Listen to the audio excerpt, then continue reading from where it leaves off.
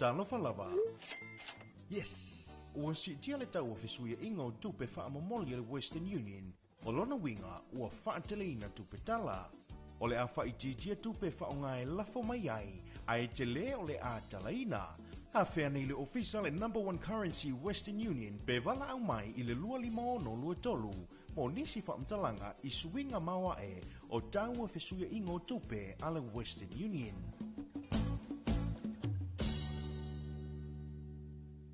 Le polka la me lo ofisio komisio ngā ruenga le malo. Talofa ma le laufufonga fia. O le seni au tu o le whaale leo o nanga ina ia vave ma atu o tōna le whaatinonga. Ma ia whaia ma le laufufonga fia. Ia whaataua ina le whaale leo o nanga lau tele. Ma ia wha malo sianga tau sile tangata whainga ruenga uma le malo. Ai maise teime tau tuai mo le malu o le atunu. Ia mata ata ma wha alo. Ia whaataua ina foifina ngalo whaalia. Ale ma malu o le atunu. E ala i pepa fesili ma le ngaru e whaatasi ai. Ma le malu lau tele. O le nau ta inga. Ina e tuina atu se au nanga ma le laufufonga fia ma le wha maoni e wha mangia ina e so se tasi o le mamano le atu ilona vave ma le lei ato o toa ma o nei suinga uma e a matamai a oe wha ma ite suinga le lei Talofa ma le laufufonga fia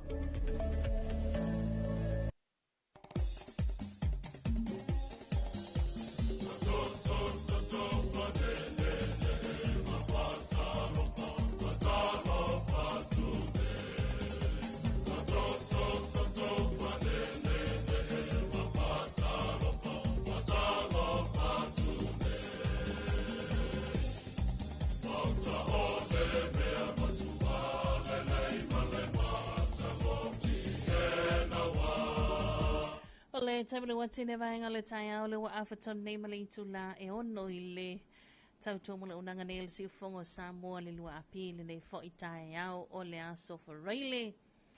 Ia a solo na lua sofitu nei le masina lo na tolu po le masina mati tātou sāwalinga le nei fo i tu sanga lua afe lua se fulu male ono. Ia tautala malenganga wha alo. Ia toi amatalia fo i le tātou po klame Talofa Samoa le nei tai au. Ia, ina ua tātou ma lei fua mai, whangunga le leia le nei aso fau. Ia, ua tātou mone mawina, ua tātou pāti batia, ua tātou sapi fo i le anga le lei. Ia, ma le alofa whai pēr lo tātou atua e a pele lo soifua. Ia, ma ua tātou ma losi whawawina le nei tai au. Te iloa, ia, tātou te amene whaadasi le anga le lei leo le atua. Ia, le ua tātou iai e le nei tai au fau. Ia, ua foli mai le tua le pongi sa, manatu fo i sa fai malolonga lo tātou tunu tau whana i tātou tangata. Ia, mo tātou malo lo le lei, ai le i malo lo e le i moe, e le i tu le moe o ia le leo leo ina i tātou. Ia, le o toi whafangu mai tātou le nei tai au. Ia, ia lavalona anga le lei. Pei ona il tātou sounding alo tu tātou sola. Ia, e pei ona tala lo ia tātou wha salonga. Ia tala noa il tama whale nganga sa whai mo tātou te tai. Ia i le alofa wha sa fua o le atua. Ia le alofa fo i o le atua e muli tai ia i tātou. Ia i mea malava. Ia lona winga. Ia o le whi au namo i tātou le nei aso. Ia vena ona i le alofa wha le atua o le atua i lau whilangalo. Ia te alofa atua i le isi tangata. Ia, tātou wala me Talofa Samoa le nei tai au, vai fo intuna anto no le langolong somalo si mai el kambani le fexco, ia, le fionga le li pule a muli o, mai se fo i le loa o la ufai ngā duenga, ia, i o na tulanga a whaalupe, ia, a mai se fo i o lato au nanga, la umalawa le whalitupe le Western Union, ia, mai se o lato a unanga fo i leo le number one currency Samoa, ia whaatalo whātul tātou pōl kalami mā lor soi whamanuia manatu o le o tāpena ia wāfo i le ala uso mai mo le whaatinoina o le au nanga ina ia to ina antul tautua ia e le lau tele man loa se tātou tunu tātou kalami la Talofa Samoa nei tai au ia whaatalo whaleo tātou pōl kalami le mamalu ma le maulunga nei tātou paanga lo mafuta mai ia iso o staffa fil nei kilope e la tau o lea e whaafonga mai mo mai e longa o penga ta wha ilangi ia wha maa lo lawa le soifo maruia Ia, wa fia fo il tātou whaafilua i le nei tai au, pa ia le ainga sālevi, ia fia anga mana whanga te tasi le ngata o tuno mamau, ia o tumua nei, o tali sala whai, manono ma apolima, ia o Amerika Samoa, o toke lau, ia ma le loa loa fo il nei tulangi le Pasifika, ia bea o na ngālu lu aiso stovine, ia awa lava le atua malona fina ngālu wha maalore so i whamaruia,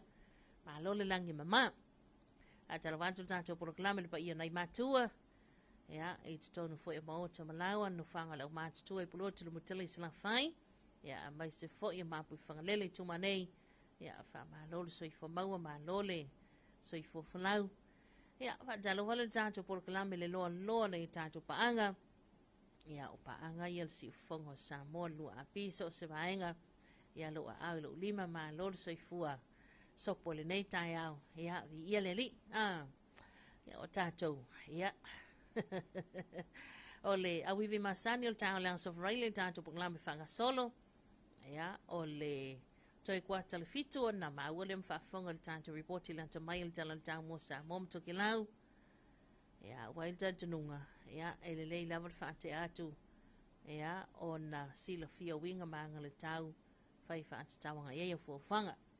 Tali tu la fitu fa fonga ile lua i fasala wadantu tātou telefon mai vai whanua. Ia, malona tatu ina hatu pa tali tu la valu ile tau nei. O le mai o tātou telefon tāna valu fa fonga lea. Ia, mai wa voice report la ta mai o tātou maketi funga lei po le astala. Ia, pe ona ia le tau tonga le tātou maketi funga lei nei tai au. A whana valu, por la masani, por fa tala nanga masani, ma le whana loa whatoanga. Ia, pe ona e lato o nanga lato la lai sa le longa le tele sa la fai, funga lei, ia, vai se foi o lato wa no whanga au tui na i vai tele, ia, o wale si la fia foi la o nanga, ia, a le vaenga leo whale loa whato anga, tali to la iwa, ia, ona, mai a leo tato so ta inga pe ona e sila mai ai ma o tato wa whianga iai le nei tai au, ia, ai, e le so ta inga tu sa o maleti o fa malo ni sila wan tu ina mai ia o tātou tala fau i le ngangana Beritania ma whaanga solo toa i le tātou ma whatanga i lunga le ea ia se ia pa ia fo stay me le awa ule le so ole a wiwi le nāma le ala fua le nāma le tātou ma whatanga le nei tai au ia whaasar solo toa i le awa uli ia pe ona ia tātou proklame whaanga solo ai a whai ole nā ua e ala whai mai le nei tai au nā fua wa e alausu ia, ma lo lava de sui fomaruia, ma lo lange ma, ia, wa to tele la tole na ma to uso wa tasi ma va veao, ele itan lima, ia, ole wa mata na ngai mai ia wa fo nga luenga ba tiute. Fa tala fatu, ia, ile madola aturu ule o ma huta mai lunga tatu penga te fai langi. Sunga ya lia ya Talofa, good morning. O a mai le tai o fau manuia. Manuia por kalame fanga solo fenga ye manuia tiute mfai wa fenga ye lo fantu God bless. A te tele lo sunga lia ya o lo manuia tanto mulinu nei ya ile nei tai au. Ya fa te tele fa talavatu le sunga ya moli mawola. Talavatu ya va tasiatu au kilani manuia fa soa.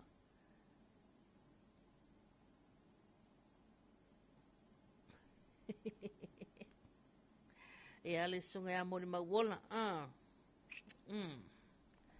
ia malo la verso i fomu via ioi ene ile fefese kanga ka ola si ia le na fai fentu ina mailo fe autostosia e mori mai ia sa fa Talofa sa fa filoai ia mantua vai tatu por kalame fa mneanga so i fomas fa nau. Ia, e mawhaiantu ina bai lunga tātou YouTube channel, tātou Facebook page. Whaitalia lawa tātou porklame matu inatu. Ia, whaamanianga soifua, ma so whanau e peona. Iai, tātou nunga mana manatu. Tātou se e mas tātou whawhiwhianga nei tai au. Ia, on tātou o toilolea. E le tātou reporti lanta mai al tala tau. Ia, mo sa mo matoke lau. O le sao lau bebeso tama mteine. Ia, mai le la mua porokulisi maulunga le fifi malifa. Ele nei tai au manu le vaveao, tau sangi lunga funga la au mai al tātou whawhiwhianga nei, tātou limai, tāna le tāmo sa mo matoke lau.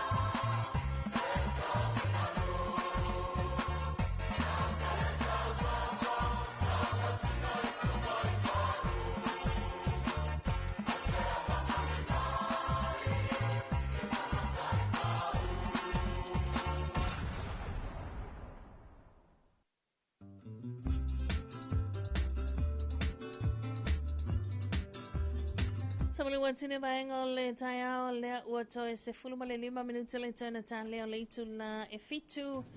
e atato se mai le ua tauli mai na fo ile reporti le anta mai al tala le tamo sa mo mtoki lau le taya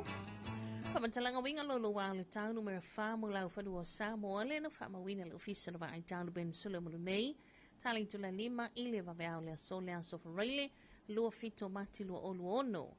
fa ma se fa tuanga ti munga mafa o se vaenga pau ma le ea lo of TIP Samoa e tu sai ma fa mo manga o ata Santa Lite le tau nei o timu Santa urva va soraya mafa ni su taimi fa ata se ma wina ma find tili e afu mai i tulanga e bei ona ta wilunga sa fa mawina mai inisio wa engo le atu no le po na po o ia winga lolo wa le tawe ono tu mau pia ilungo Samoa se ia o atu ile asu sa o mua a vianga ono alia e mayai e mamafa timunga pua wa masi se e wale no fanga mawalunga ma ina no vai no fanga i tafa te faala e fa tau sabili i taimi o timunga. Here's our public civil weather information. Number 4 for Azam 1. This was recorded at 5 o'clock on this Friday early morning today, 27th of March 2026. Valid heavy rain advisory is now valid. A trough of low pressure system remains within the vicinity of Samoa as observed over satellite images early this morning. Located showers with periods of heavy downpours and a few thunderstorms were experienced in some areas overnight as a result of the above-mentioned weather system. And these conditions are predicted to maintain over the country through Sunday and potentially back to for Samoa heavy downpours with poor visibility, foggy slippery roads over mounted buses and rangers and pulling their road signs at the waterways, expect gusty winds during rain. E alena, tūlanga nai pe on maitawina mawhamawina ea e winga lolo wa le tau o whamatalanga lona wha mo lau whanua la tātou tunuu ea e pe na whafonga iai e le nei tai au mai le ofisa na vai tau. Ai o na vaenga la lea, tala le tau mo vaenga umo Samoa le na whamawina le afa le 5 e le vaveo nei. O sa vaenga paua mao le elo ta oto pe lungo Samoa wha te se mao ma timunga ea a fiai le atuno ini so taimi. Au tuanga timunga mawhalo wha maru sia pia mo lau whanu umo Samoa, mo le modeli sa la whai mo tumua nei mo le so, e a wo ini so taimi ma le timo ta uru wa vasuluai, e ma mawha ai pupo ini so vaenga wha pia na wila ma whai tili, vaenga le tamai mo le aso dala sto na i se o anto le aso Samoa le aso fua, o le anta api suluai timunga, ma e ono ma mawha ai pupo.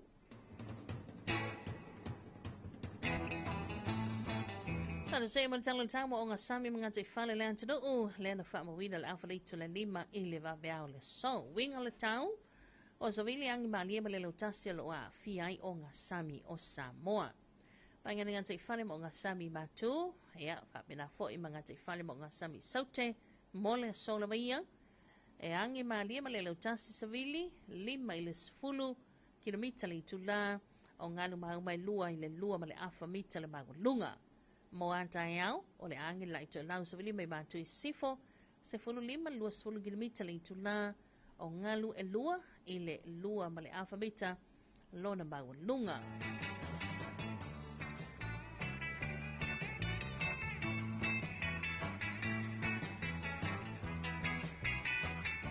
Here's our morning news focus on Samoa situation. A trough of low pressure system remains within the vicinity of Samoa, with associated showers and a few thunderstorms affecting the Caribbean times. Advisories and warnings. Heavy rain advisory remains in force for all land areas of Samoa. For both Upolu and Savaii for today, cloudy times with isolated showers, with heavy force in some areas and thunderstorms possible. And for tomorrow till Monday, scattered showers with a brief heavy force possible.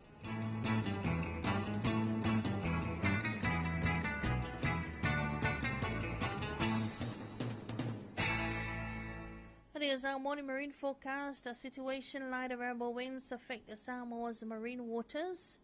For the northern marine waters and the southern marine waters for today, light variable winds of 5 to 10 kilometers per hour, waves and swells of 2 to 2.5 meters. And for tomorrow, northwesterly winds of 15 to 20 kilometers per hour, Waves and swells of 2 to 2.5 meters.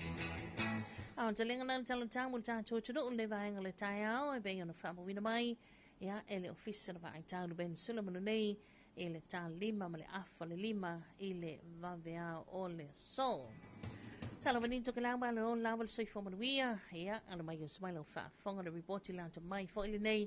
ole talo tamo to nei tayo le no fa mo wina official ba tayo no talo ono ile tayo nei wingal tayo o so savili mai matu sa ele of tia ilang to no angel tayo mo to lang sa ele ba luang ale bo tayo e ai te munga fe no lo mal lo sa savili mai matu ole sami si ba nga yona tu atu ole a o ni su temi fa fe fo ti munga le ai. There's a morning focus with Tokelau situation. Most northerly wind flow prevails over Tokelau. Focus a minute tomorrow for Tokelau. Occasional showers. Moderate northerly winds, moderate seas, and for Fedalu Tokelau, cloudy periods with some showers.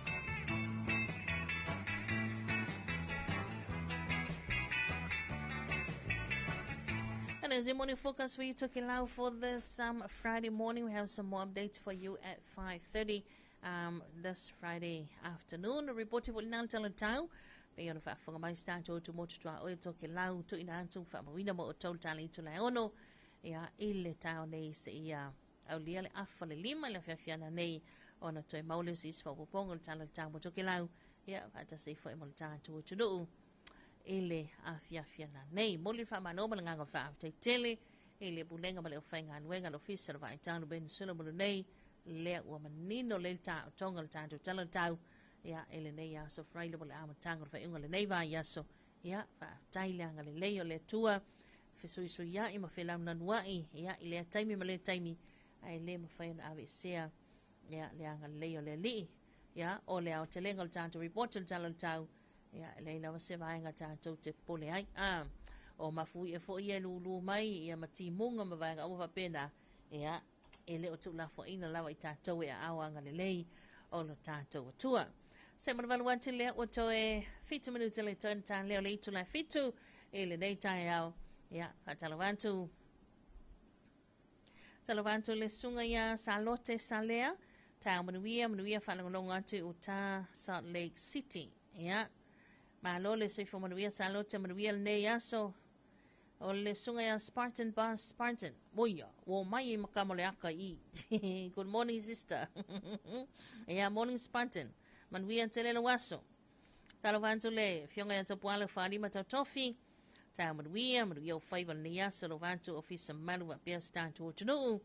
Ya, tailo fionga tapuala ma lo lava sui fo manuia. Ya, ma lo fo le usu le nei taiao. Ya, si vaenga si le wa. Mata wa tiu te ma faiva nei taiao le of Riley. Ya, fa talofantu ma lo le usu nei taiao. Ya, a vai fo na wa yanga mai lunga tele a mantalo waso. Ya, malo soi fo manuia, malo fo leusu. Ya, fai fo na fo a malei fo mai, ya, tape de pena foi. Ya, ona I fa na ya lanto wa onga. Ya, fa malosi fa na. Toi pau fe ane leas. Ya wai ese alfa na. O le sta mai titi ele I fa fangu atu ele tina mal tama o le vanga fo lunga. Fangu le tina mai. Mommy, so lunch. So lunch, velo ofu. Ya, o lista mai titi, e tau fafangu. Ese vai hanga nai lua. O lista mai titi se ilonga e fafangu. Ya, fafangu atu mai, koi kiki. Ya, pefe atu, ya, mai. O fore lunga sa ukama le waha, ngo fo lunga ale, e fulu. Ya, sa lo lea ile, le faila ofu lo, mang auli lo ofu mai, koi kiki. Ya fa pere fa le ya me se ana fa na ulaiti ya wai porque va mulinga fo le la va tato le fenga wenga le la va como I kamala iki o ngai ya onga fa tai ya o nei fa na ya onga le primus ya 1 ya 2 ya 3 ya muli ala le la va ya o le quiero la colanche ave ia malta alo ia onga o le sila tamai titi kasi alfa fangu ngofolo ilunga pe se me fia fia inga le look forward ai ia a me o le la alo la onga ia e te tauala na onga wa elisi u leo na to ina mai a fai e ini aso na vai aso ile ia onga ia o le aso frailia ia mai e kaunga aver kamanga le a onga ia ave kaunga mangi mea onga e mauki ngoa mai mea onga le o fai ngor vai aso ia sa o le ia ia tato sei mai sta to fafianga le nei tai au ia le ua tāpere mai na musika ia mai le sunga tenari tautua i le nei tai au tāna vitu tato se mai tato telefone mai whanua.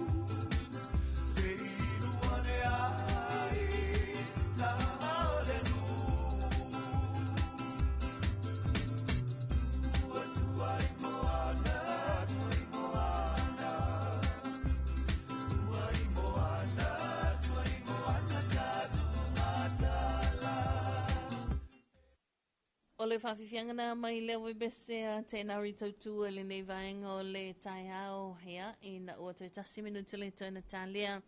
ea o le tula e fitu ea whaatalawantu le sunga ia e soto sa mau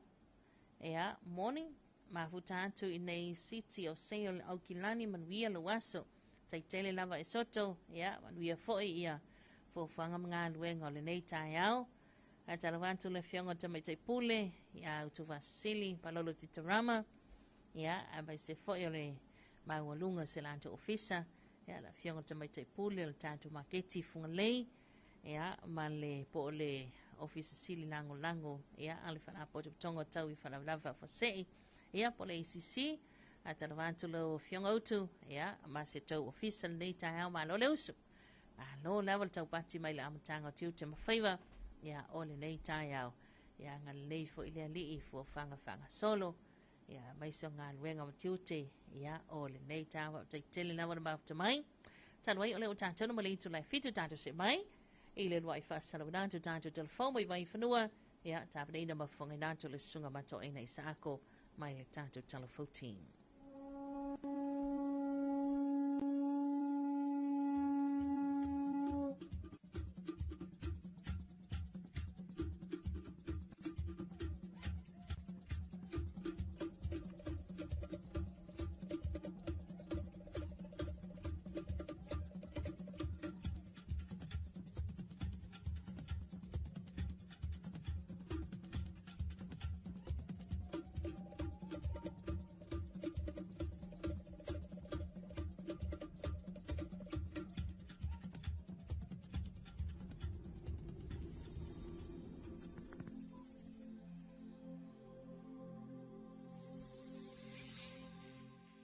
Talofa lava o talafou mai vai whanua. I talatumua, i le whaatoa mai ai o le malanga mai o le palemi o New Zealand i Samoa, ua malanga atua i loa le minisita o le soifua malolo ina le tātou atunuu, e whailua i ma le minisita o le mtanga ruenga o le soifua malolo ina New Zealand i le afo i atunuu. O vaenga o le unaunau ta i ai le afionga i ava awao salumalo o lo fipo. I le la whailua inga ma le afionga i a Brown, ina ia mawhai o na le leile whesa uta inga matanga ruenga o atunuu e lua, i tūtau tonga fitinga, vai la au, hawa unga, tangata whainga ruenga, se ia o lava i isi tū e mana o miai, mo le manui o Samoa.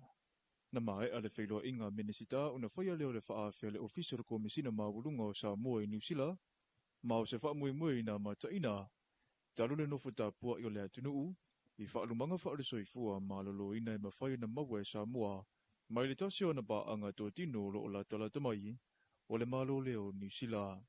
O le polomisi fo ilea le afionga ia tuisi nave mauru mo to utua Christopher Luxon, ina ia aua le whaafai ngata, o na tatali le tali mai a New Zealand,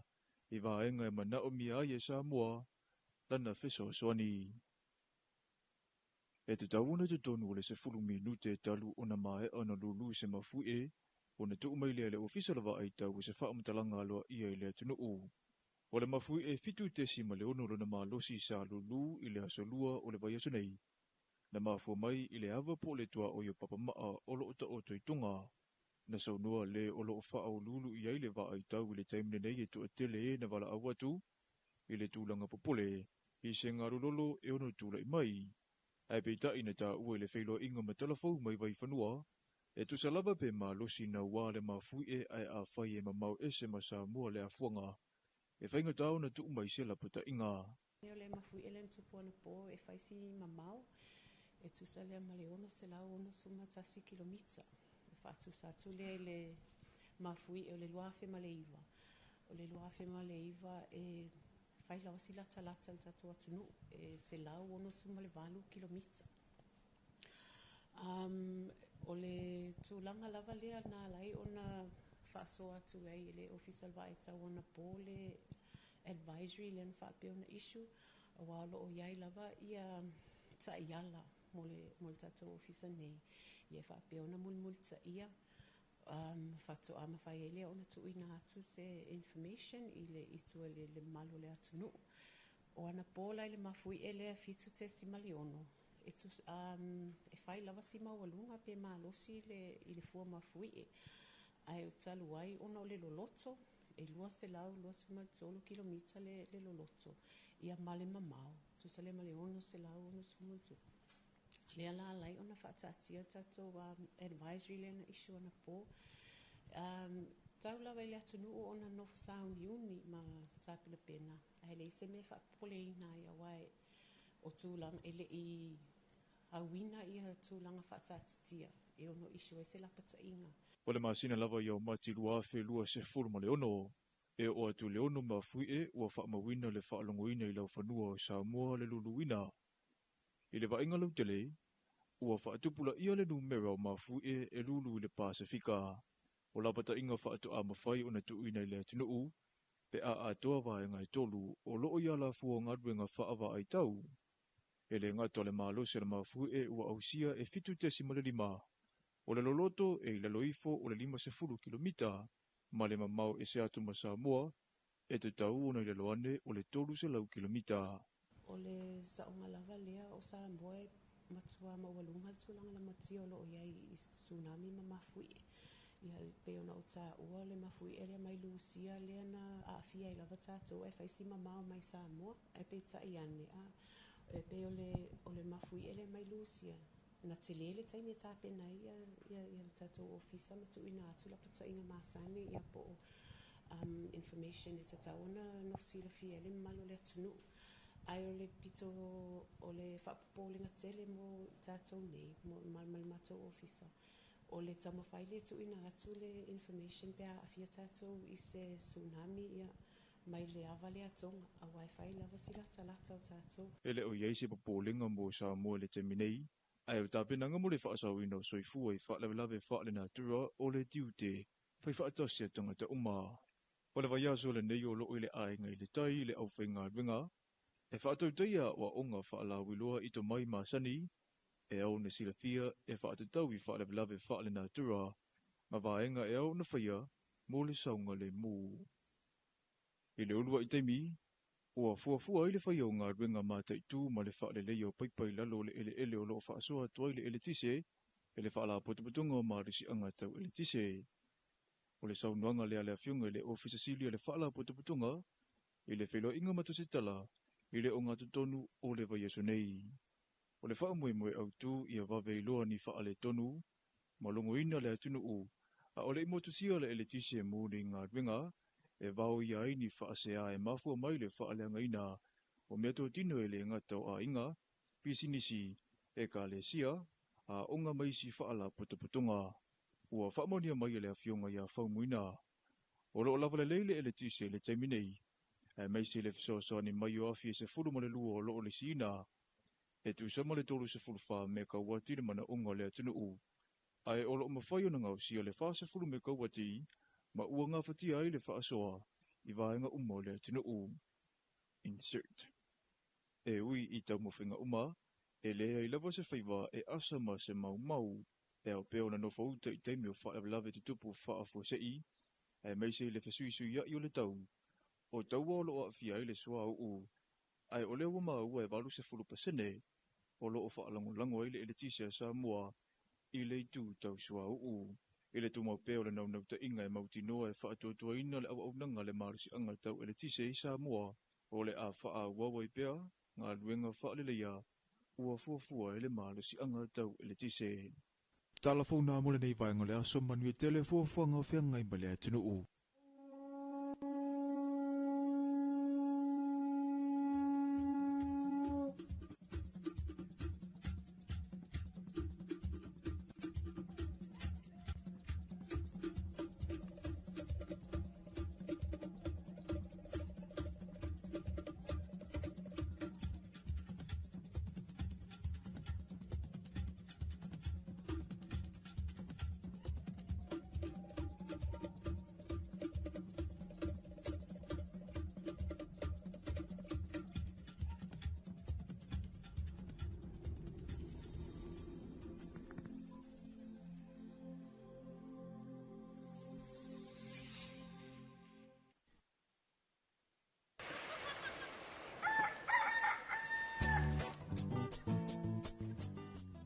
Talofa lava.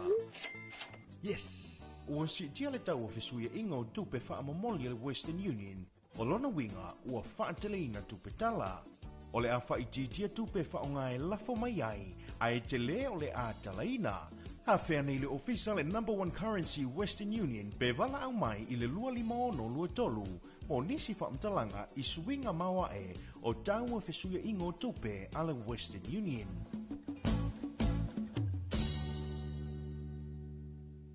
Le polka la me lo ofisi o komisio ngā ruenga de malo. Talofa ma le laufufonga fia. O le sini au tu o le whaale leo o nanga ina ia vave ma ato tono le whaatinonga. Ma ia whaia ma le laufufonga fia. Ia whaataua ina le whaale leo o nanga lau tele. Ma ia wha malo sianga tau sile tangata whai ngā ruenga uma le malo. Ai meise teime tau tua ai mo le malu o le atunu. Ia mata ata ma wha alo. Ia whaataua ina foifina ngalo whaalia. Ale ma malu o le atunu. E ala i pepa fesili ma le ngaru e whaatasi ai, ma le mamalu lau tele, o le nau ta inga, ina e tuina atu se au nanga, ma le lau fufonga fia, ma le wha maoni, e wha mani e ina e so se tasi o le mamalu le atu nu, ilona vave, ma le lei ato o toa, ma o nei swinga uma, e a mata mai ia oe, wha ma ite swinga le lei, Talofa, ma le lau fufonga fia. O le taimana wati ne vaenga le tai au le ua se fulu minute te ene leitu lai fitu ia le na o le talofa ma lau fonga fia ia mai zo tato whanlawi loa mai le tato nanganong sua au tu ia o le pulenga ma le uwhainga luenga a le kamani le fixco ia le afionga ia malia o malato wa uwhainga luenga ia epe ona ia le nei vaenga o le tai au tulanga peoni ia ua whaafonga fo ili tātou tunu ua mai sena i tātou paanga whaafonga ia i tātou telefon mai vai whanua i pe ona sa whonga i nātou ma tāwhineina e le sunga e mato ina isa ako mai le vaenga o Talofou. Ia, mai te le vaenga lea sa ta ue tatu Talofou le ua matamea. Ia, le fionga i le minister o le suifo mai le loina le tatu tunuu. O na polo va au sa le malu alof po. Ia, i le la feilo inga ma le minister le suifo mai le loina le malo New Zealand. Mana tō fo ila stasile o mata upu, ia, sa wha mautu, ia, lona tala noaina, ia, i le malanga mai ai e le fionga le li pāle mia New Zealand, whino i fo i mana teitai i le tātou malo, ia, ma soa lau pule i vaenga ia. Wha mauti no aila, ia, le whianga inga lea wavala lata tātou malo i lua,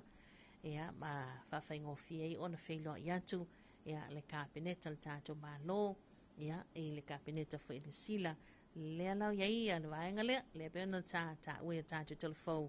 ia, o stasi leo vaenga ta ua, lea ua amata mea aila, ia la matanga ruenga le suifo mai le loina i ala lea, ia, i le feiloa, i leo minister wa tunu e lua, ia, te le niso mata upu ta ua wai, te le fo i le sao le malo New Zealand la tau ia, ia, i tātou, te leo taimi e apa mai lava le malo New Zealand, ia i tātou, ia e pe o se uso fu inale. Ia e mone e saunoanga le fionga le lipa le mia ele o tau wo, sa wo, ia a le wo sil whiangainga o le ainga tas. Ia o le lana malanga tuai le fionga le li men star so i fo mala loina, ia i lau whanua fo i New Zealand ma mawai whaino inga lea. Ia ma soa lau pule i fo i whaatu ma wina ai. Ia le maa whanawhana ma le maa wala lata peo le nei whiangainga. Ia e o sia lea i le vao Samoa ma New Zealand. Ia e ala lea i le au ina atu na i o tātou tangata i ngase. Ia i nei New Zealand, i nei Samoa mo New Zealand. Ia a mai se fo il tūlanga fo i lea i le anga i mai o fo ma i mai New Zealand. Ia i nei lo tātou tunuu. Ia i taimi mo mi ai lo tele so soani. Ia po e viela to malanga fo ngana ma sengi nga mai. Ia le ala sa wai fa asisilanga. Ia whapea ia o leo i nei le team mai New Zealand. Ia angai mai o le ale taimi o le ale aso si anki fua e le tongia. Pe o nai vaenga na le tele na whaalupe ai o mai fo i le Samaria anga le leila tātou tunu. Ai o le manai o le whailo inga mato ia tili ai no whaamautu. Ia le whiangainga lea Samoa.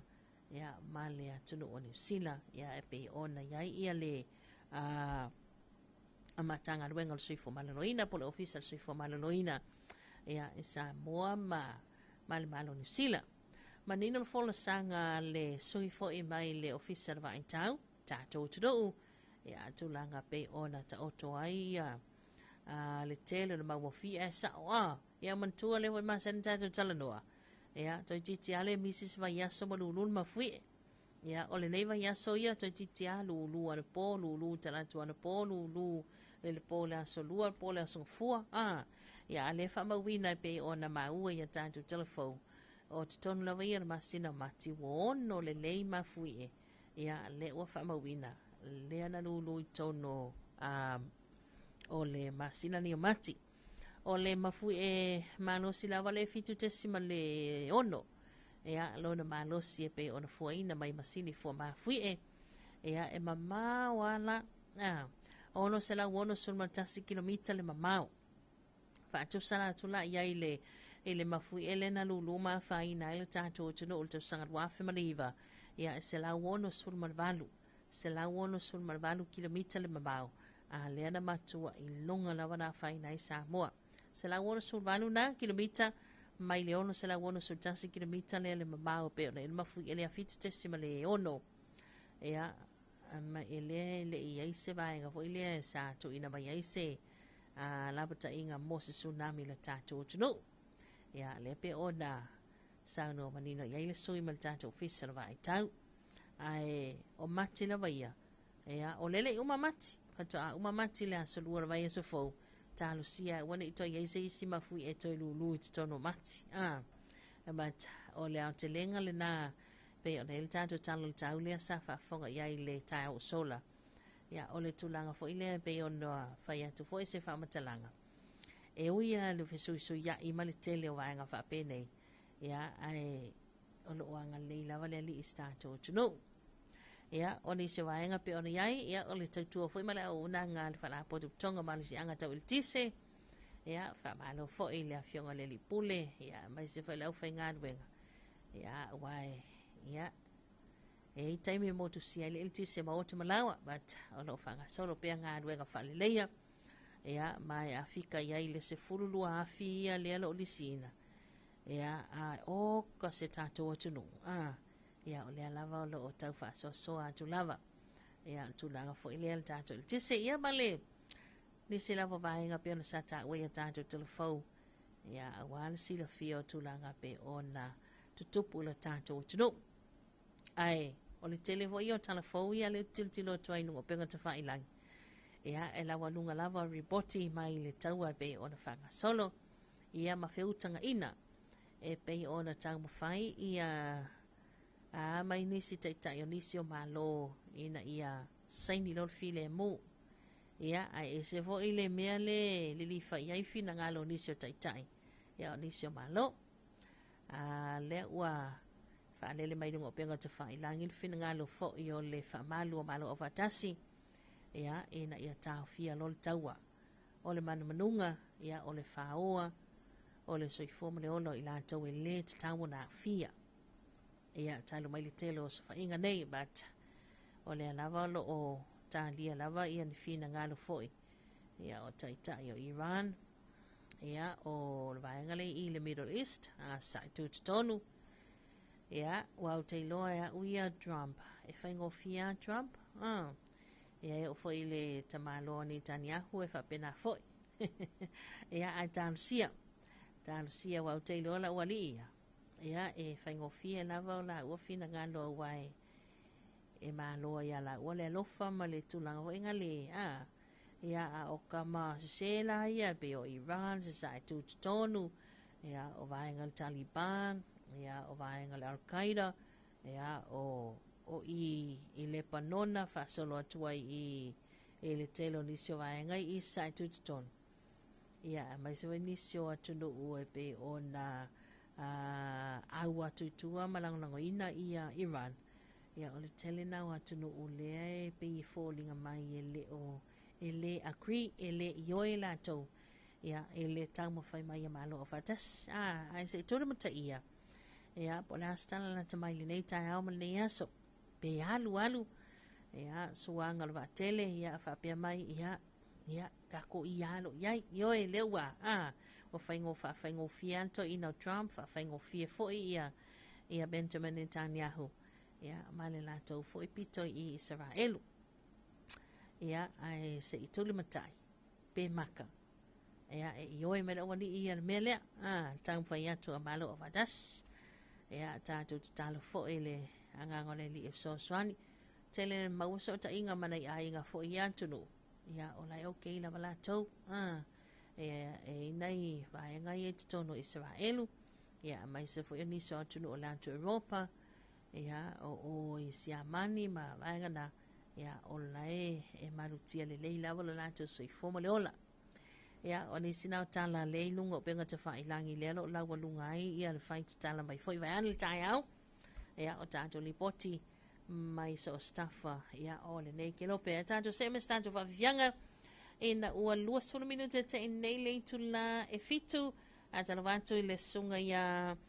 Esra Manu ta amanuia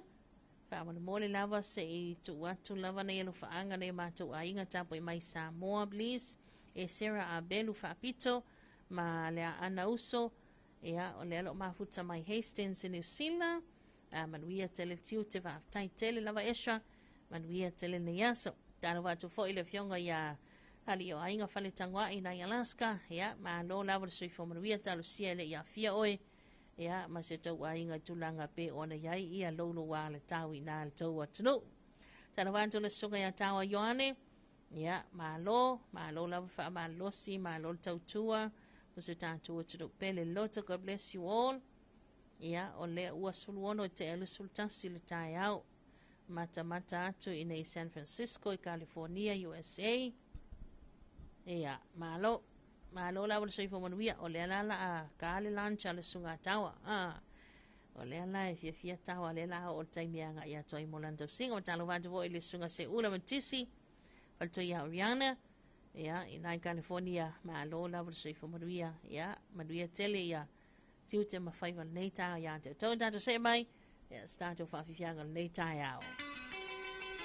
Tai au na vai le House of Raile. Ia, ole. Ta pena fia mai ngā ruenga matiute. Mai se wa o ngā nai whanau. Ia, ta pena fo ili malu o le tai au. Tau si ngai tu eisto ina ma se ola matua le fale. Ia, ma au tinifu fo ia whaki ngā uru le fale.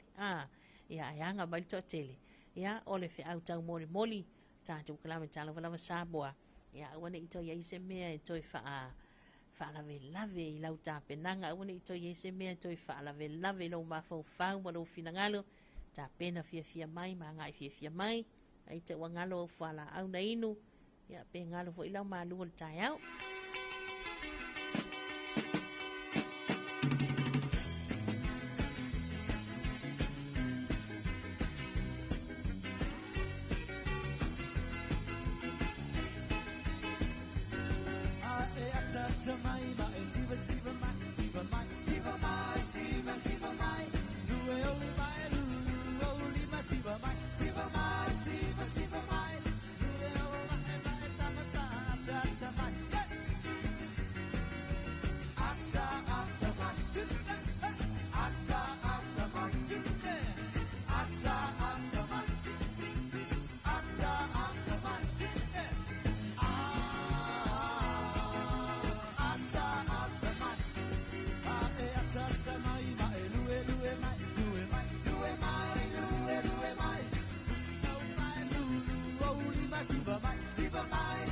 Siva mai,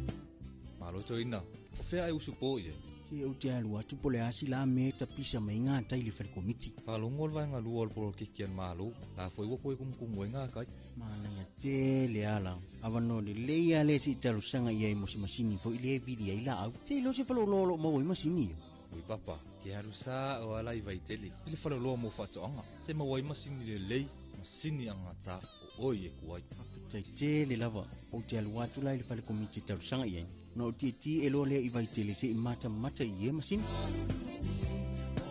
Fio mai loia tātou la lai funga lei, mai tele wha peasa le longa mo le motu tele I sa la fai. Pe wala au mai fo I numero telefoni 225 251 o wha peasa le longa I le 5-3-1. Pe asi fo I lunga o penga ta whailangi I le mātou Facebook page. Samoa Agriculture Store Company Limited. Samoa Agriculture Store, helping you grow.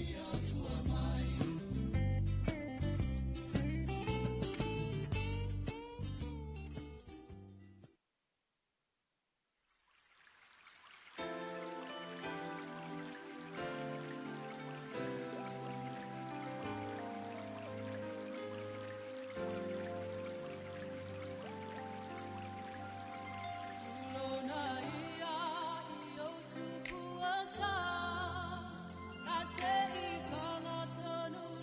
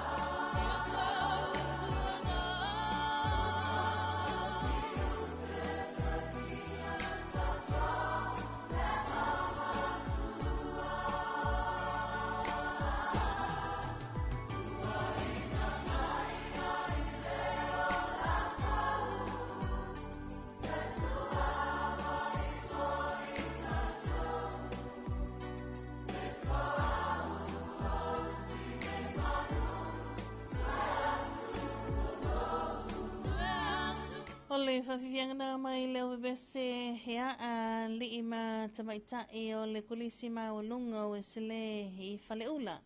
Ea, ma le whawhiwianga I pe ona iai le nei tai ao ina ua se manawalu wati le ua awatona fo I malei tu lai fitu. Ea, I le tautu male unanga ne le si ufongo Samoa le tuipi. Ea, toi whatalo watu. Ea, I la tau o nawato a maua me tātou whasalonga nei tai ao le sunga iai rome.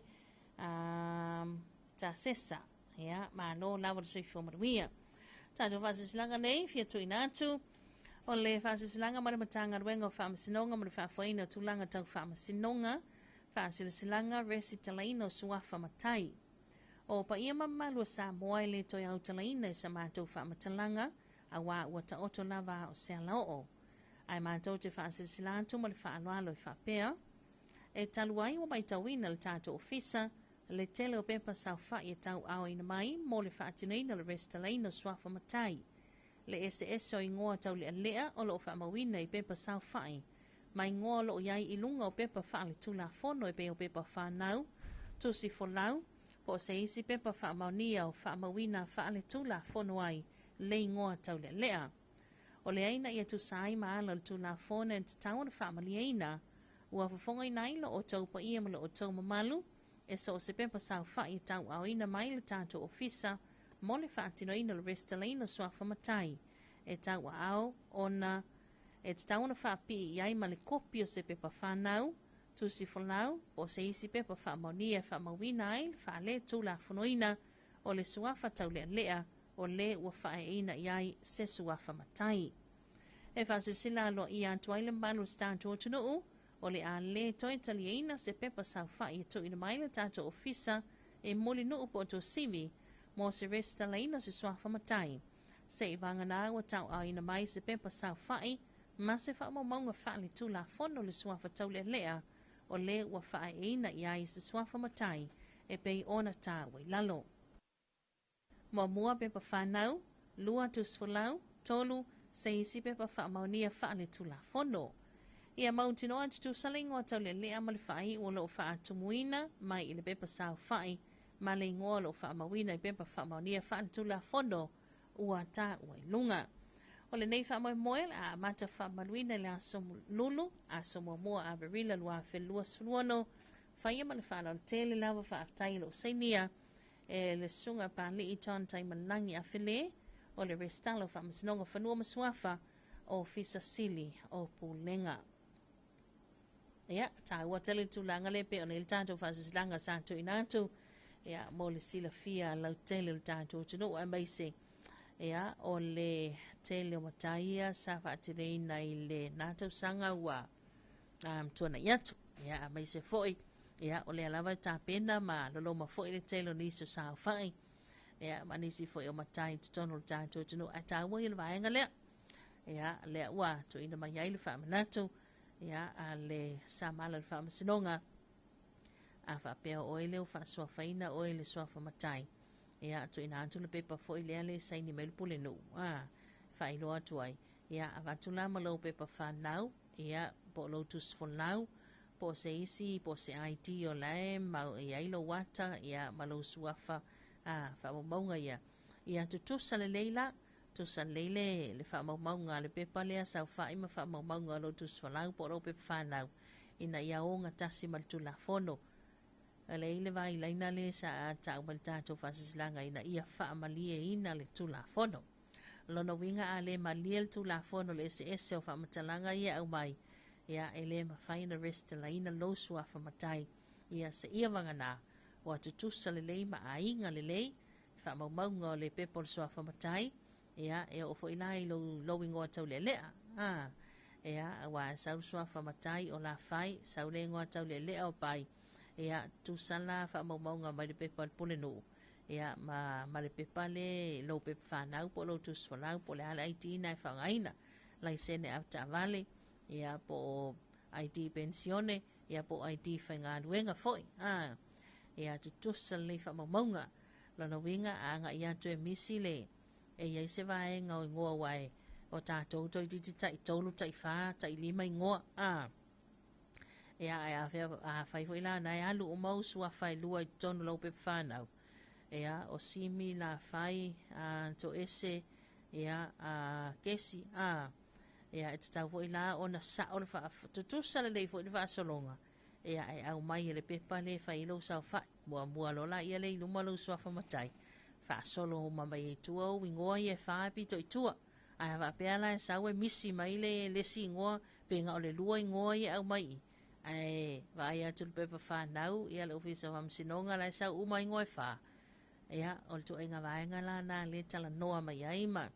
tang mo fai mai ai tanto fa silanga mai le ofisa va msinonga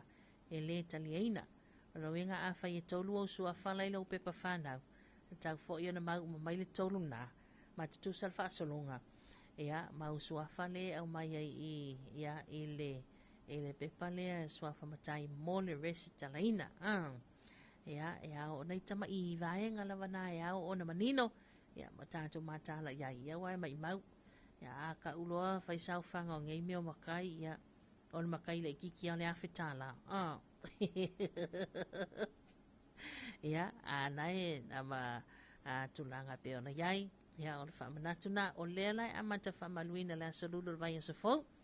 o le amatanga o le masina o Amperila ia lea tātou te amata i le asolulu le vai asofo le amata i ona whamaluina le tātou tula fono lea ia ma le vaenga tāua lea pe ona whailo mai le amatanga ruenga fo i o whamasinonga ia i le nei vaenga o le tai au.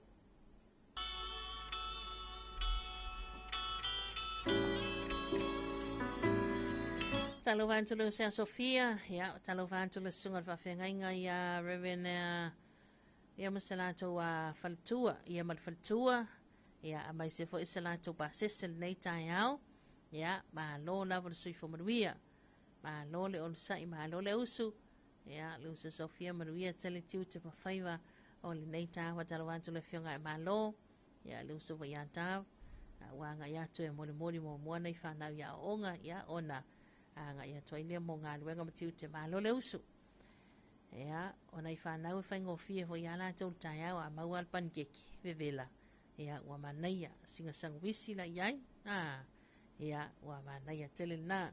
Hawivia antolo mebesa nei a suli veta kurene. Ia, ele nei taima le tai au, o le o toi lua suru minuta le toi ntalia le tulai valu.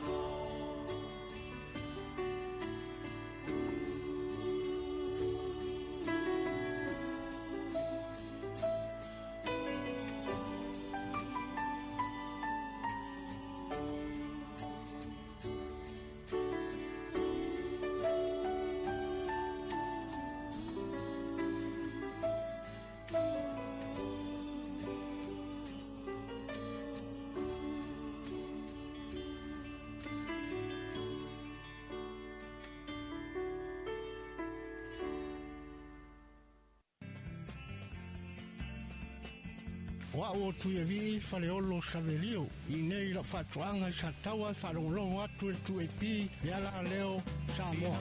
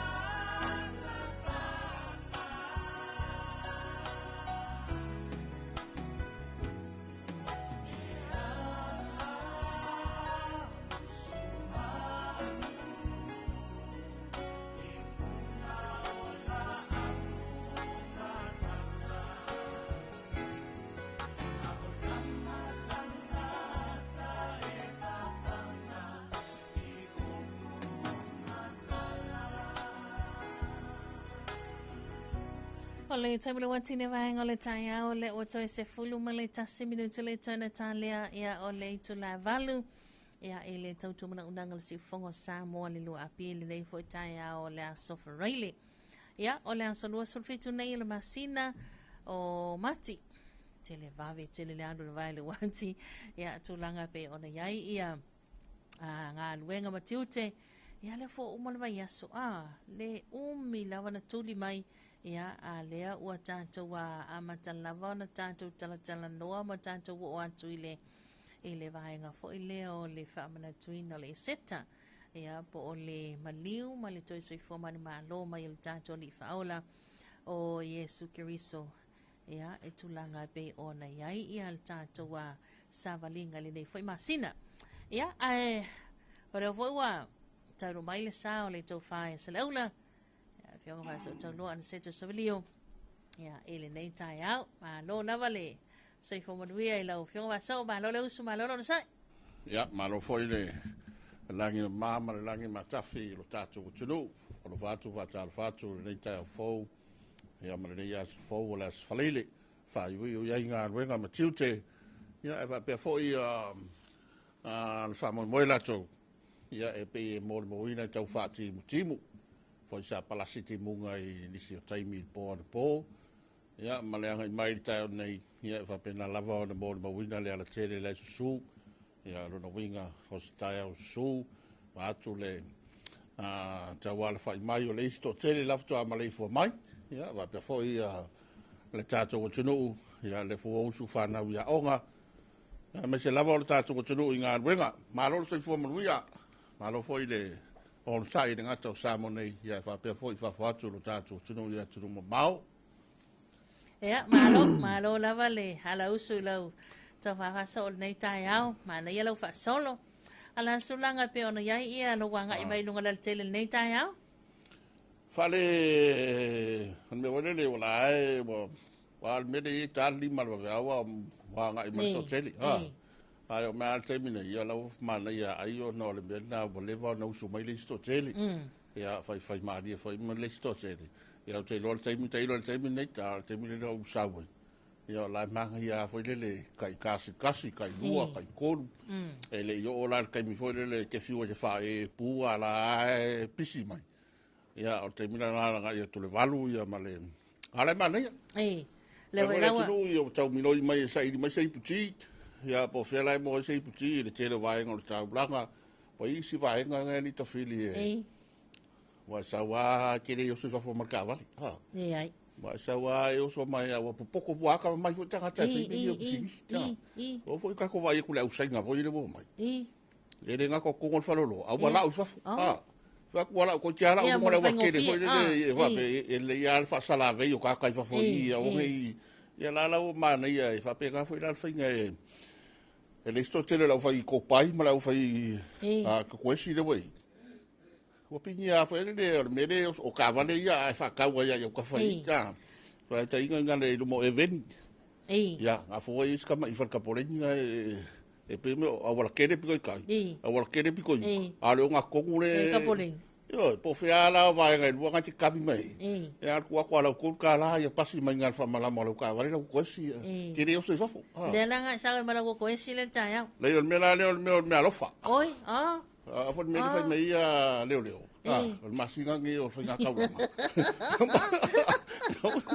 le la mo anga i o le lofa tu noa ia ma le lofa si eu foi que ia oi vai cá martu aí pi ia vai ser o ia vai caia le walelei ole antu langa vai le va so oile la usu ol tanto o tino ia mai se tele va velado vai aso ia wa le aso for vai le muli nei el masino mati aso lo sulfitu ia e umale vai le masina le vai so fo le asolua ia o tato o loa i wala sane la san lau pama ia tato o lo le so famana twin la so mali vai so fo e foi lá mo tino vai so pisi vai so fo ba pisi a ele fa pe foi lá tu le pisi foi le se o vai so fo O le mele wa makapisi kwa vai aso nei ta. Ia o le tulanga o me foi ta pena e kalesia.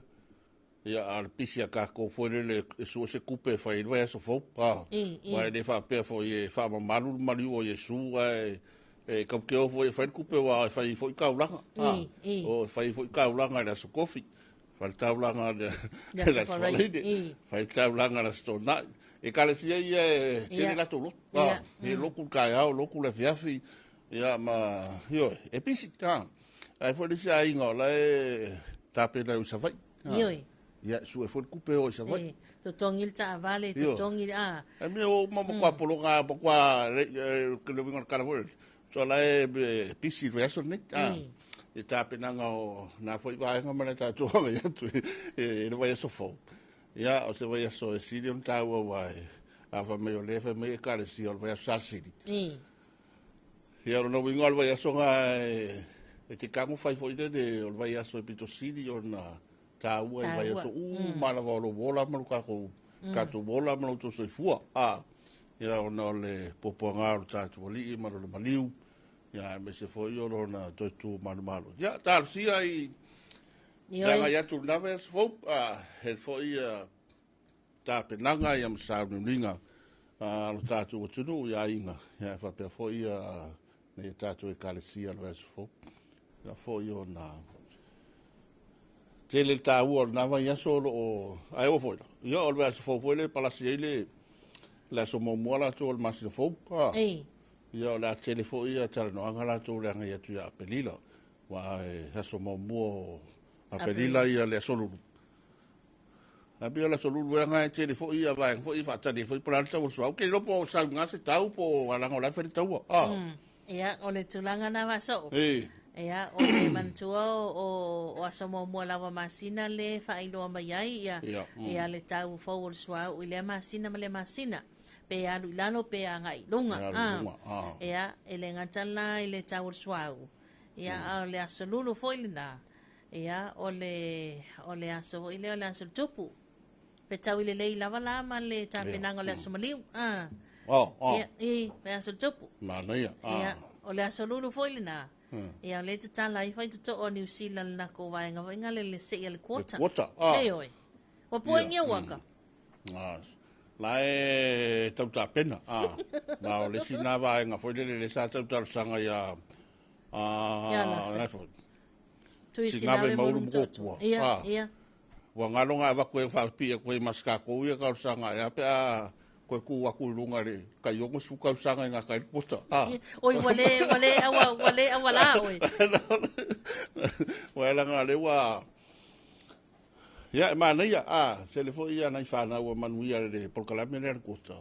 ya pe o pedi la le tala mai le va no fo le fa tu mo fo ya ma mai la pe pa fa tu mo fa le na foi fa manuia nga pe se i mai laki lo suafa ia o le afa pena fo yo na tatu wanga i tuai sa idi malo tuai au te roa i Niusila ala solulu fo vas fo ta pena ngala to alfa unga tatu NUS ia por tatu universite ta si de o fa un tele il vas fo pe al kamale fai kai o ele no fa fo de tatu soka ta yo malaya la pipa ia la pipa ia le va mo fai ai va ngale ai fai wo su mai ta tu tunu ia o fo lo fatu va tal fatu nei taimi malo foi le o sa malo so fu mo luia ia ele fai ngo fie fo ele fa long long ti ngalo ta tu tunu i tiu te manga luenga ia me se fa malo atu ia o na le tua so se fata fai taulanga ia fa pe fo ia tai o lo ta tu tunu ala ngo nei foi fam stonga foi le la wele ngo fam stonga foi ia sai dingo le bitot ia ele fa pe la ka ko le kala ngo ai wa le tara no ai le tunu ina ia tapua ia faiva ia o le foi fa mo a me se foi o tai o tatu malo mai o ha fi ai tau o be o le so ia to lunga na foi fa mo ia ta sia ia le famo moi so se famo no nga o sai lingo le metot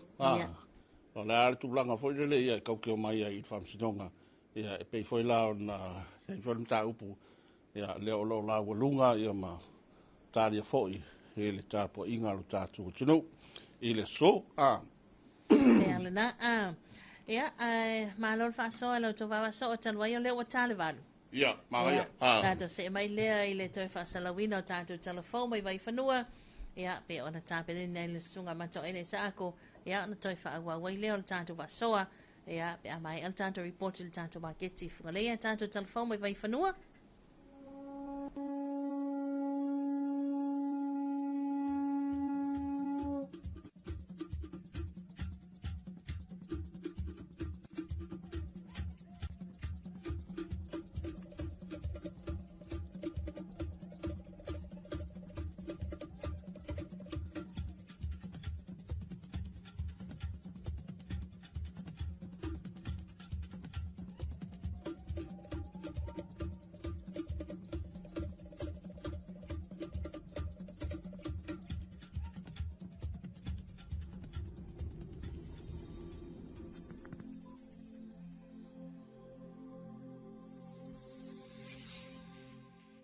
Talofa lava o talafou mai vai whanua.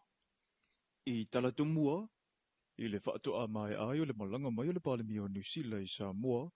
ua malanga atua iloa le minisita o le soifua malolo ina le tātou atunu u, e whailoa i ma le minisita o le mtanga ringa o le soifua malolo ina New Zealand i le afo i atunu u. O vaenga o le unaunau ta i ai le afionga i ava awao saru malo alo fipo. I le la whailoa inga ma le afionga i a Brown, ina ia mawhai ona le leile whesa uta inga matanga ringa wa tunu e lua, i tū tau tonga fitinga, vai la au, paua unga, tangata whainga ringa, se ia o lava i isi tū e mana o miai, mo le manui o Samoa. Na mai ale whailoa inga minisita una whaia leo le whaafea le official komisina mawulunga o Samoa i New Zealand, mao se whaamui na mataina, talu le nofu tāpua i o le atunuu, i whaalumanga whaale soifua malolo ina e mawhai na mawe Samoa, mai le tasi o na ba anga tō tino lo o la talatamai, o le malo leo New Zealand. O le polomisi fo ilea le afionga ia tuisi nave mauru mo tō tua Christopher Luxon,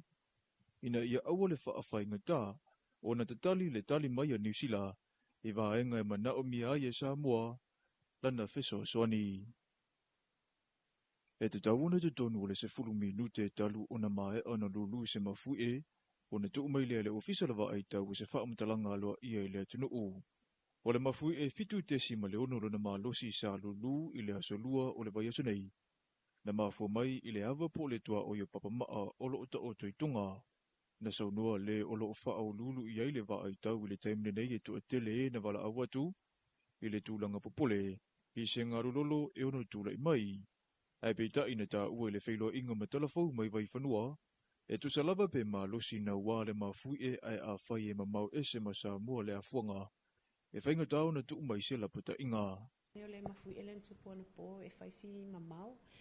e tu sa lea maleono se lau ono suma tasi kilomita. E whatu sa tu lea le mafui e o le luafe maleiva.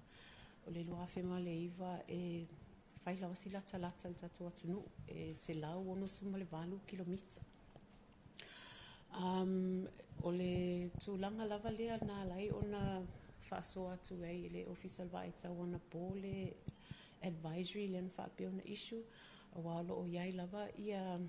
ta iala mo le tatou ofisa nei ia whaapeo na mulmul ta ia whato ama whai ele ona tu ina atu se information i le itua le malu le atunu o ana po lai le mafui ele a fitu te si maliono e whai lava si mawalunga pe malosi i le fua mafui e ai o talu ai ona o le loloto e lua se lau, lua se matolo kilomita le loloto ia male mamao tu sa le male ono se lau ono sumuntu lea la lai ona whaatatia tato advisory le na issue ana po tau lawa le atunu o ona no sound uni ma tapina pena ai le se me whaapole ina ia wai o tūlanga ele i awina ia tūlanga whaatatia e ono issue e se lapata inga. O le masina lava iau mati lua fe lua se fulu ma le ono. E o atu le ono ma fui e ua whaamawina le whaalongoina i lau whanua o Samoa le luluina. I le vainga lau tele, ua whaatupula ia le numera o ma fui e lulu i le Pasifika. O la pata inga wha atu a mawhai o na tu ina lea tunu u, pe a atoa wae ngai tolu o loo ia la fua ngadwenga wha awa ai tau. E le ngā tole malo se la mafu e ua ausia e fitu te simale lima. O le loloto e le loifo o le 50 kilomita, ma le mamau e se atu ma Samoa, e te tau o na le loane o le 3 kilomita. O le saonga lava lea o Samoa e matua mawalunga tulanga la matia o loo iai i tsunami ma mafui.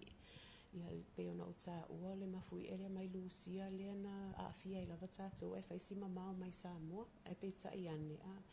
E pe o le mafui e le mai lusia.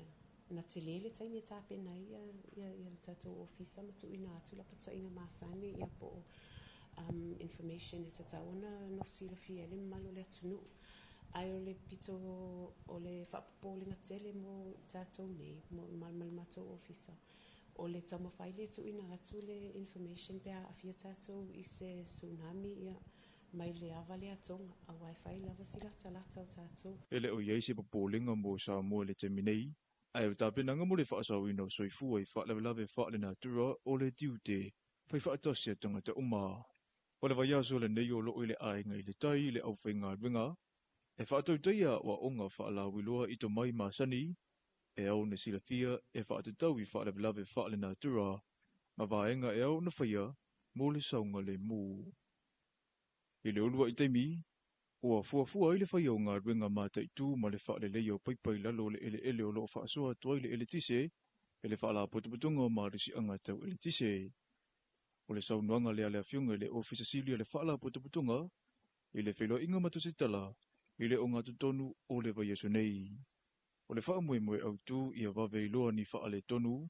ma longo ina le atunu u, a ole i motusia le ele tise mūni ngā ringa, e vau ia ini whaasea e mafua mai le whaaleanga ina, o mea tō tino e le ngatau a inga, pisinisi, e ka le sia, a onga maisi whaala putuputunga. Ua whaamonia mai le awhionga ia whaumuina. O loo lava le leile e le tise le teiminei, e meisi le fisoasoa ni mai o awhi se fulu ma le lua o loo le siina, e tu sama le tolu se fulu wha me ka wati le mana unga le atunu u. Ai o loo mawhai o na ngau sia le wha se fulu me ka wati, ma ua ngā whatia ai le whaasoa, i vaenga uma le atunu u. Insert. E ui i tau mowhinga uma, e lea i lava se whaiva e asa ma se mau, e au peo na nofa uta i teimi o whaalawe te tupu whaafo sei, e meise le whesui ia i o le tau, o taua o loo awhia i le sua u, ai o lea wama ua e walu se fulu pasene, o loo whaalango i le ele tise a Samoa, i le tu tau sua u. I le tu mau peo le naunau ta inga e mauti noa e whaatuatua ina le au nanga le marisi anga tau ele tise i Samoa, o le a wha wawa i pea, ngā ruenga whaalele ia, ua fuafua ele marisi anga tau ele tise. Talafona mo le nei vaenga le aso manui tele fuafuanga o whianga i male atunu u.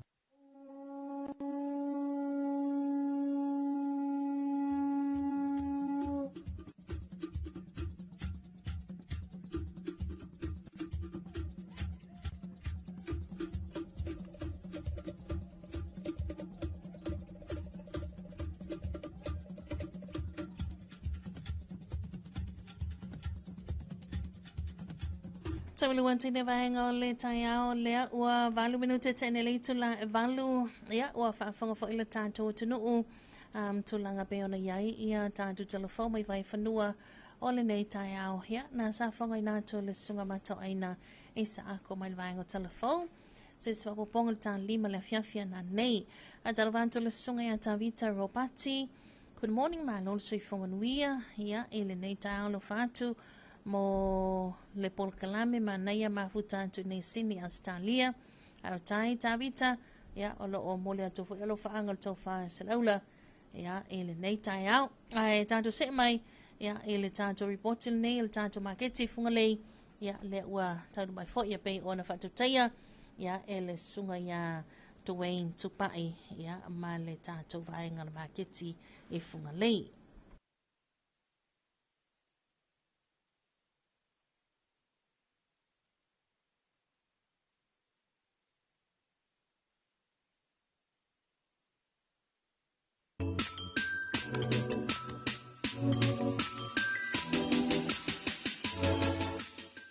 talofa lava le tatou atunuu ia i lenei foʻi taeao manuia o le aso faraile o le aso 25 lenei ia o lenei foʻi masina o mati 2.6 ia o seisi foʻi lenei o faaupopoga o le tatou polokalame ia po le tatou ripoti ia i le maketi i fuga lenei ua foʻi lona faamoemoe o le faalauiloaina o fua faeleleaga ia o le ʻaufai atinaʻe o le ʻaufai maʻumaga ia mise foi o le latou o lea e faia latou poloka tatou maketi nei fuga lei pei foi ona maimoa mai fai lava sina faamalumalu o le faiʻuga o lenei vai aso e mese lenei asofaraile ia ae ua le mafai ai lava ona tuʻua le augani mai o le ʻaufai faatoʻaga ma le ʻaufai maumaga ia i lenei taeao ia ua mata foʻi ona tumutumu ma pisi mai le tatou maketi fuga leinei manatua ona pei o le ua tapu vaetasi uma mai i le tele o nisi o vaega pei ona iai foʻi ia tatou fale faatalipasi ma vaega faapena ia o le auaʻoga o le au faatau o le matua mo le momoliina o le fanau i aʻoga au faigaluega ia mese foʻi o le au fai atinaʻe ma le au fai poloka faapea foʻi le au fai faatau o le au faatau ia i lenei foʻi taeao ia o tulaga lenā ae o le a maimoa mai le tatou atunuu ia ua foʻi se faaupoopoga lenei o le tatou polokalame ia po le tatou ripoti ia i le maketi fuga leinei ua foʻi le maimoa mai o le tatou atunuu i lenei taeao ia ua maimoa mai le tatou atunuu lea ua amatatu le tatou ripoti ia i nei le tulimanu lea pito itua e faafasaga i tonu lava ma le tatou fale faatalipasi ia sisila mai ua matuaʻi tele le ʻaufaipaka manaia ia o le anoanoaʻi ma le tele o le faaputuga faipaka leia i talitonu peia e 10 talaga i le 15 ia le tau a tatou o faipaka nei maimoa mai o le tatou atunuu matua lelei ia faasolosolo mai o le tatou teagaʻi i le itu o mea mata ia ma mea o loo faatauina ai le talo ia o tatou tautalo lenā lea ua maimoa mai le tatou atunuu ia o le tausaʻili atu ia le faatautalo po o feo ia ia talitonu peia e 2.3 2.0 peia ona faafoga mai ia suga maso e 2.0 ia o talo ia manea talo lapoa talo piniki 2 ia fatalo lapoa 2.0 tālā ai le maimoa mai le tatou atunuu tuuina atu ma le tumai o tatou koko ia tatou koko e leʻi faapaʻua ia lona uiga a faapetiuna e faatau ia kaula koko o ia le ave fale le la ave fale wo umanga fai de oka fale le la ave fale saulo wo koko malu ko fa kaulo ia na ia ese foi ia mane tu talo lua fa ono valu iva iva ile lua sultala tele me mata mane ia me mata li misoi ko wa ia ko mai la po mai fa ke do kalu e lua sultala e fai o le talo ia o le au fai ia ma le fai sau foi le fai paka ia o le fai palani a su solo mai lesi tu le manei ia o makua o fai ia palangi 5 e fas fulu lesi ia o le na mai mo mai le tatou tunu a su solo mai lava inisi o tatou talo ia iai le fola i le tu lava le mea mata ia atanu la e mantu e fua lava e faifatoaga a la poa tele ia ua tolu pe fa ia ae 2 tālā ia pe ona mai mo mai le tatou atunuu ia ae o vaega na mafoliga vaaia ia fai foʻi o tautalo talo piniki talo paepae ia o lea foʻi e fola faatasi ma le tauuli ia 2 tālā foʻi ia nisi na o le mea mata ma nisi o le atunuu na ua toi taunuu mai ma faamamā lava le talo ma fola ia pei foʻi ona maimoa mai ai ia e fai o mea mata e fola ia o nisi foʻi o oka ia isi aufaʻi na o amata ona pula akokoko fiakau akokoko fasful manaia kele koko solo i le koku o le akokoko o pe ova pe 15 gai le 2 loo tautilitilo atu iai ia maimoa mai pea nisi o tatou mea mata na e fola kele le kalo pigiki ma le kalo paepae ia kalo famasiga le kaukikilo ku ai o le 2 tālā lai le anu ai 2 tālā lava pele sa o ka mea makatama fale alili ia manaia le mea mata lea mai fale alili 2 tālā lua sefulu tālā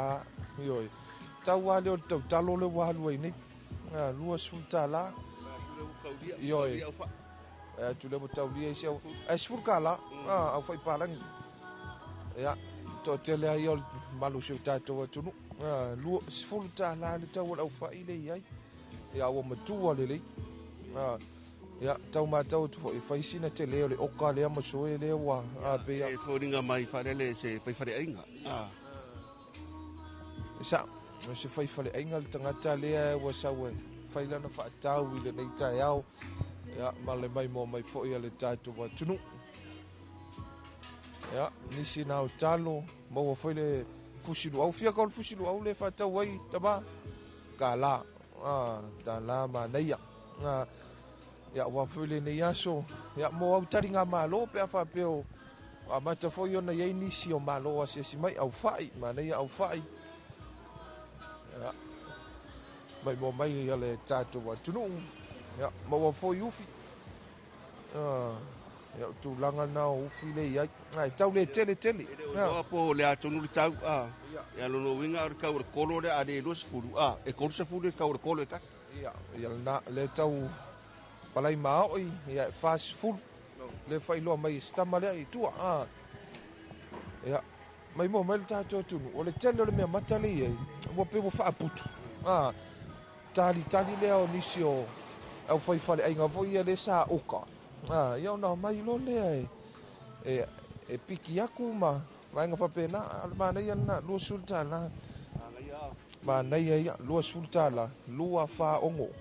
ogo kalo ia i le kaukalo ia o isi kalo le ku mai kua ia pe valu iva sefulu mafala manaia tele le akoulu fiaka o le akoulu le io gale fasefulu fasefulu a le maafala io faipalagi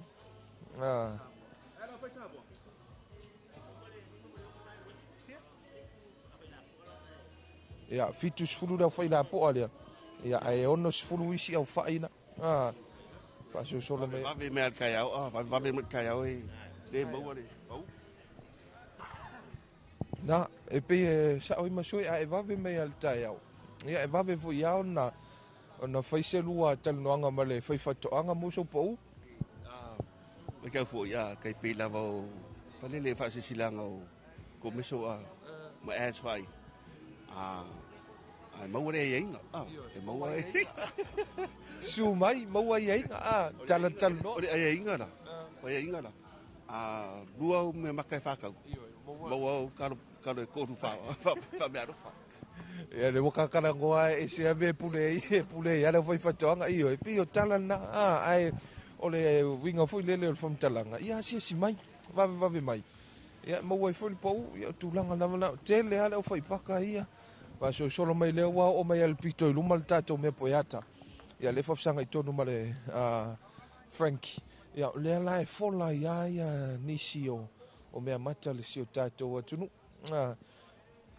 ia tele ale talo piniki ia ma le talo paepae le kau kilokilo ai ia ma le kama foi lelele faamasiga ia manaia le lapopo ao talo ia faasosolo mai lava i le situ ia mese foʻi ia nisi o le malo le atunuu ia malo lava ia o lenā manaia le faamamaina o tatou talo ia ma fola ua talitonu lesi le tulafono lea e faamuamua i le tatou maketi ia o vaega o le tumamā o le fofoga taumafa le atunuu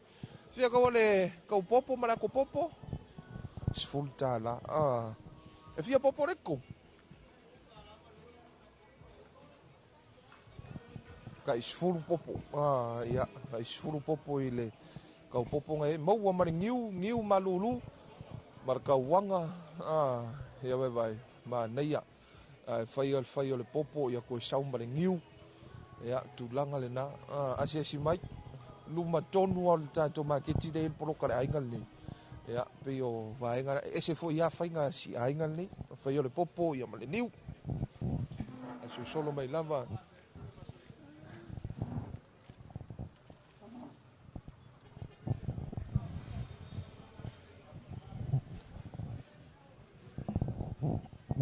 lea ua o mai ia le tātou me poe ata. E tonu o mea e mo wai a tātou wa whalau aina tau mafumata, whalau aina whaisua. Ia, mai asisira mai maukeni o whaipula. Leia whaipula ia oesi. Ia, ma leia foi ia le pula ma leia oesi le iai. Whaisosolo mai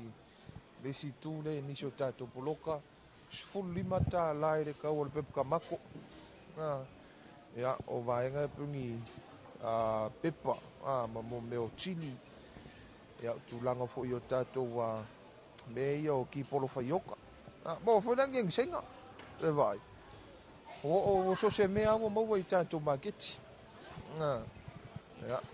pei fo i ana mai mo mai. O lea fo i ae, whātua i ma tātou au whai.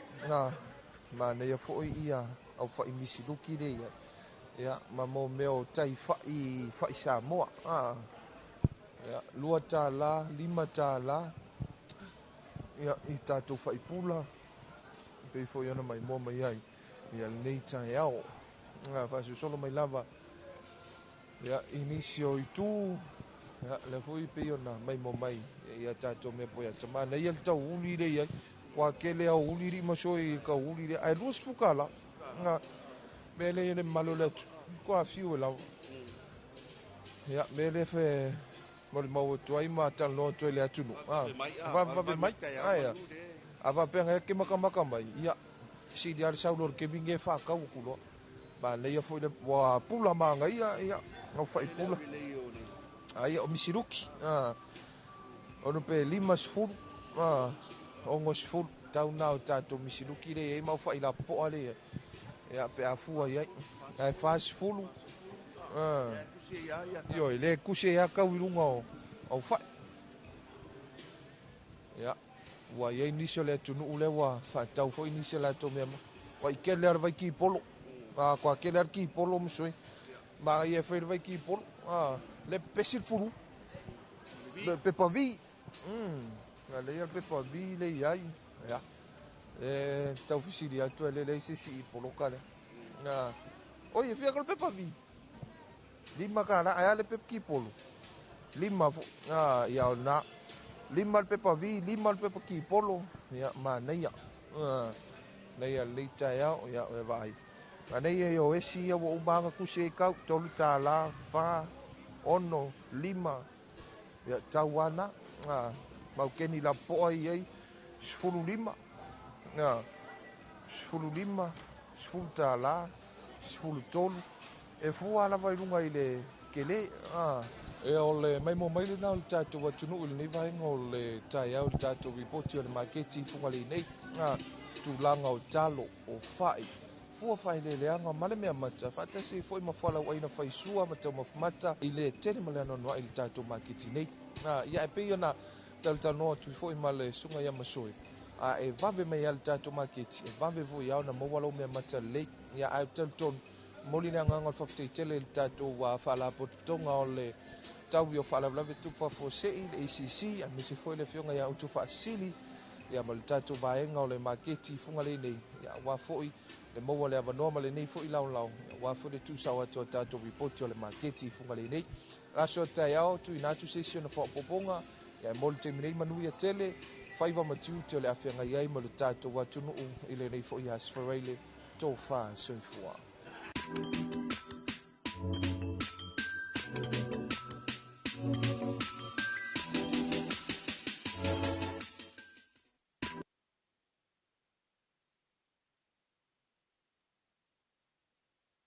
Really, so far, so far.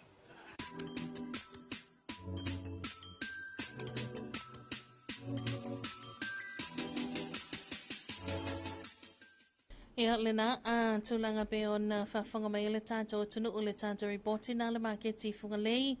Ia le pe ona sa whatau tai le sunga ia Dwayne tupai. Ia awa fo ile sila fio tūlanga pe ona iai ia le tātou wa maketi funga lei. Ia ile nei wajala Australia vaso. Ia mai mo mai le tātou tunu. Tātou talana mani maketi nei tai au pe ona sa ne foi he sunga Dwayne tupai. Ia whape foi sunga poeta ia le puata numero tasi ma le puata fa moina ia le feonga ia masoi e pe ona e fe tatu fa salonga tele ai na pu mau alu tatu tunu ia a tulanga la tu market ia ia ngai me to tele mo fa tonga mau ai ia vai ngai tali o manao a me si tatu e sia o ko i lalo ni kalo mangi fai ma vai nga uma fa pena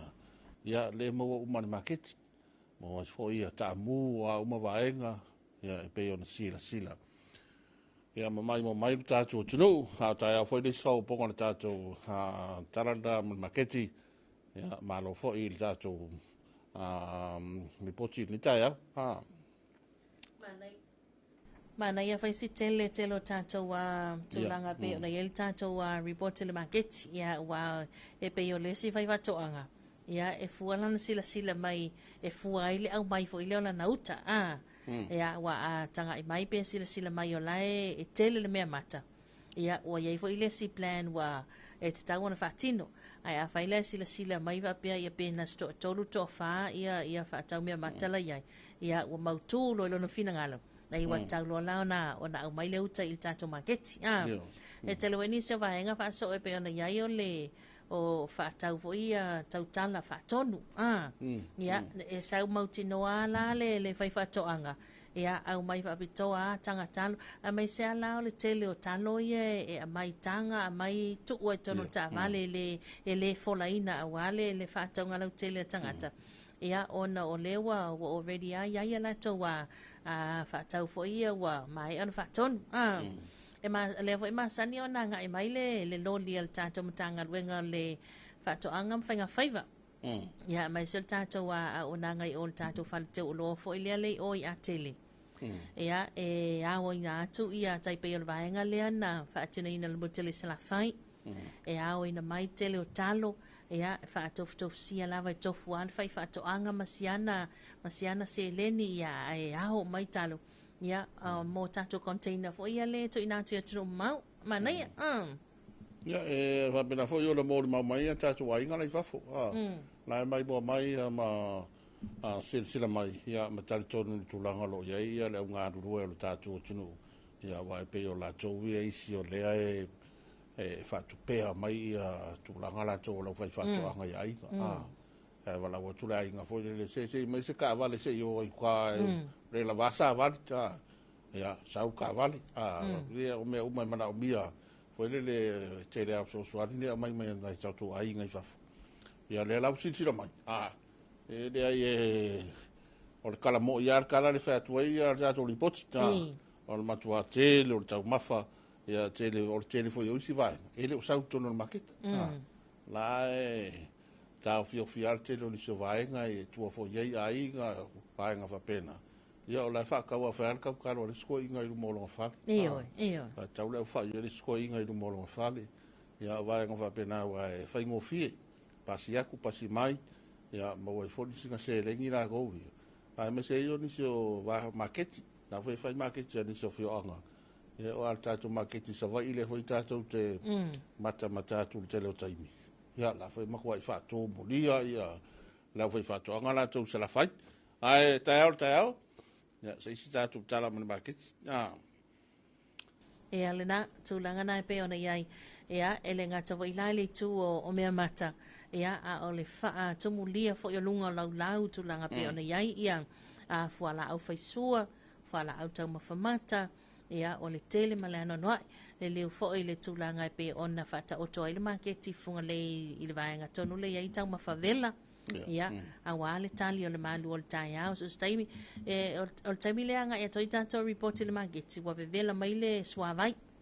ia ola wa fola mai fo ile vaiane le fa funga bai ia le tele swavai wa mai on tapena ina ia ile vela mana ia pe ona iai ma wa ile fai ai e lengi ia ole fai ai valvalu ole fai ai kaoipu ia ole luau niu luau pipi luau moa ia ole tele ole ulu ole tano ole lea lava e taute tali sapai lava le fata ulu nei vai taua vaso ia mai se ai ia ole tele o ta uma fai vai le tele ole vi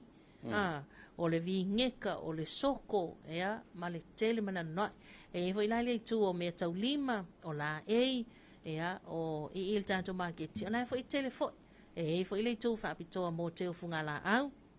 ea ma vai nga pe na mo te wina ea mai se foi oni fo fanga pe ona yai ia fa tinonga tono ofisa ea ma ni se foi o fa mo nga tele ta ile tu le tanto te funga la au ea foi le si pito le si tuliman ia ola ia ile au nanga fo ile al Talofa Samoa ia mo le tato o tunu ia mavanga o pena ia ole si pitole e fa sanga mai I fa valtel pas ia onai amata tunale telo fa fie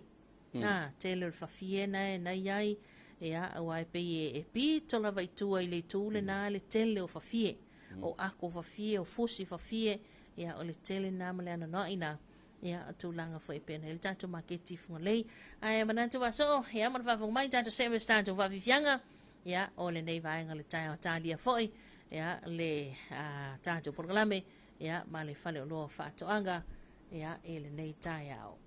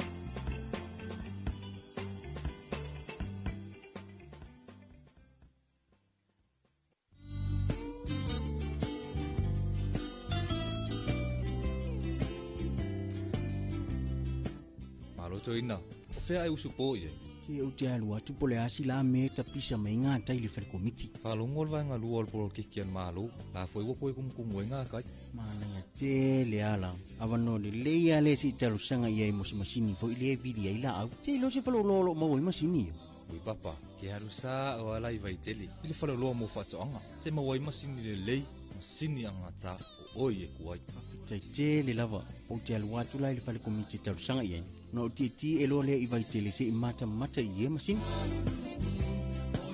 Fio mai loa i tātou la lai funga lei, vai tele whaapea sa le longa mo le motu tele i sa la fai. Pe wala au mai fo i numero telefoni 225 251 whaapea sa le longa i le 5 Pe asi fo i lunga o penga ta whailangi i le mātou Facebook page. Samoa Agriculture Store Company Limited. Samoa Agriculture Store, helping you grow. Ia, toi e whamaro atu lo tātou tunu ari ta whirita, ma lei fua mai la tau la ftua, ma lei fua mai a le waki ale a wharwaru. Ia, mai la tau fwoi le wailunga le tele wanga i mai li tāblanga. Ia, mai la tau wa leva ona matanga ruenga, wa e tangata fwoi le ngā makai li tāle ono, ia, e peo le tangata le usu mai e whaasara lau to e pi, ia, matale tāle ono tai au,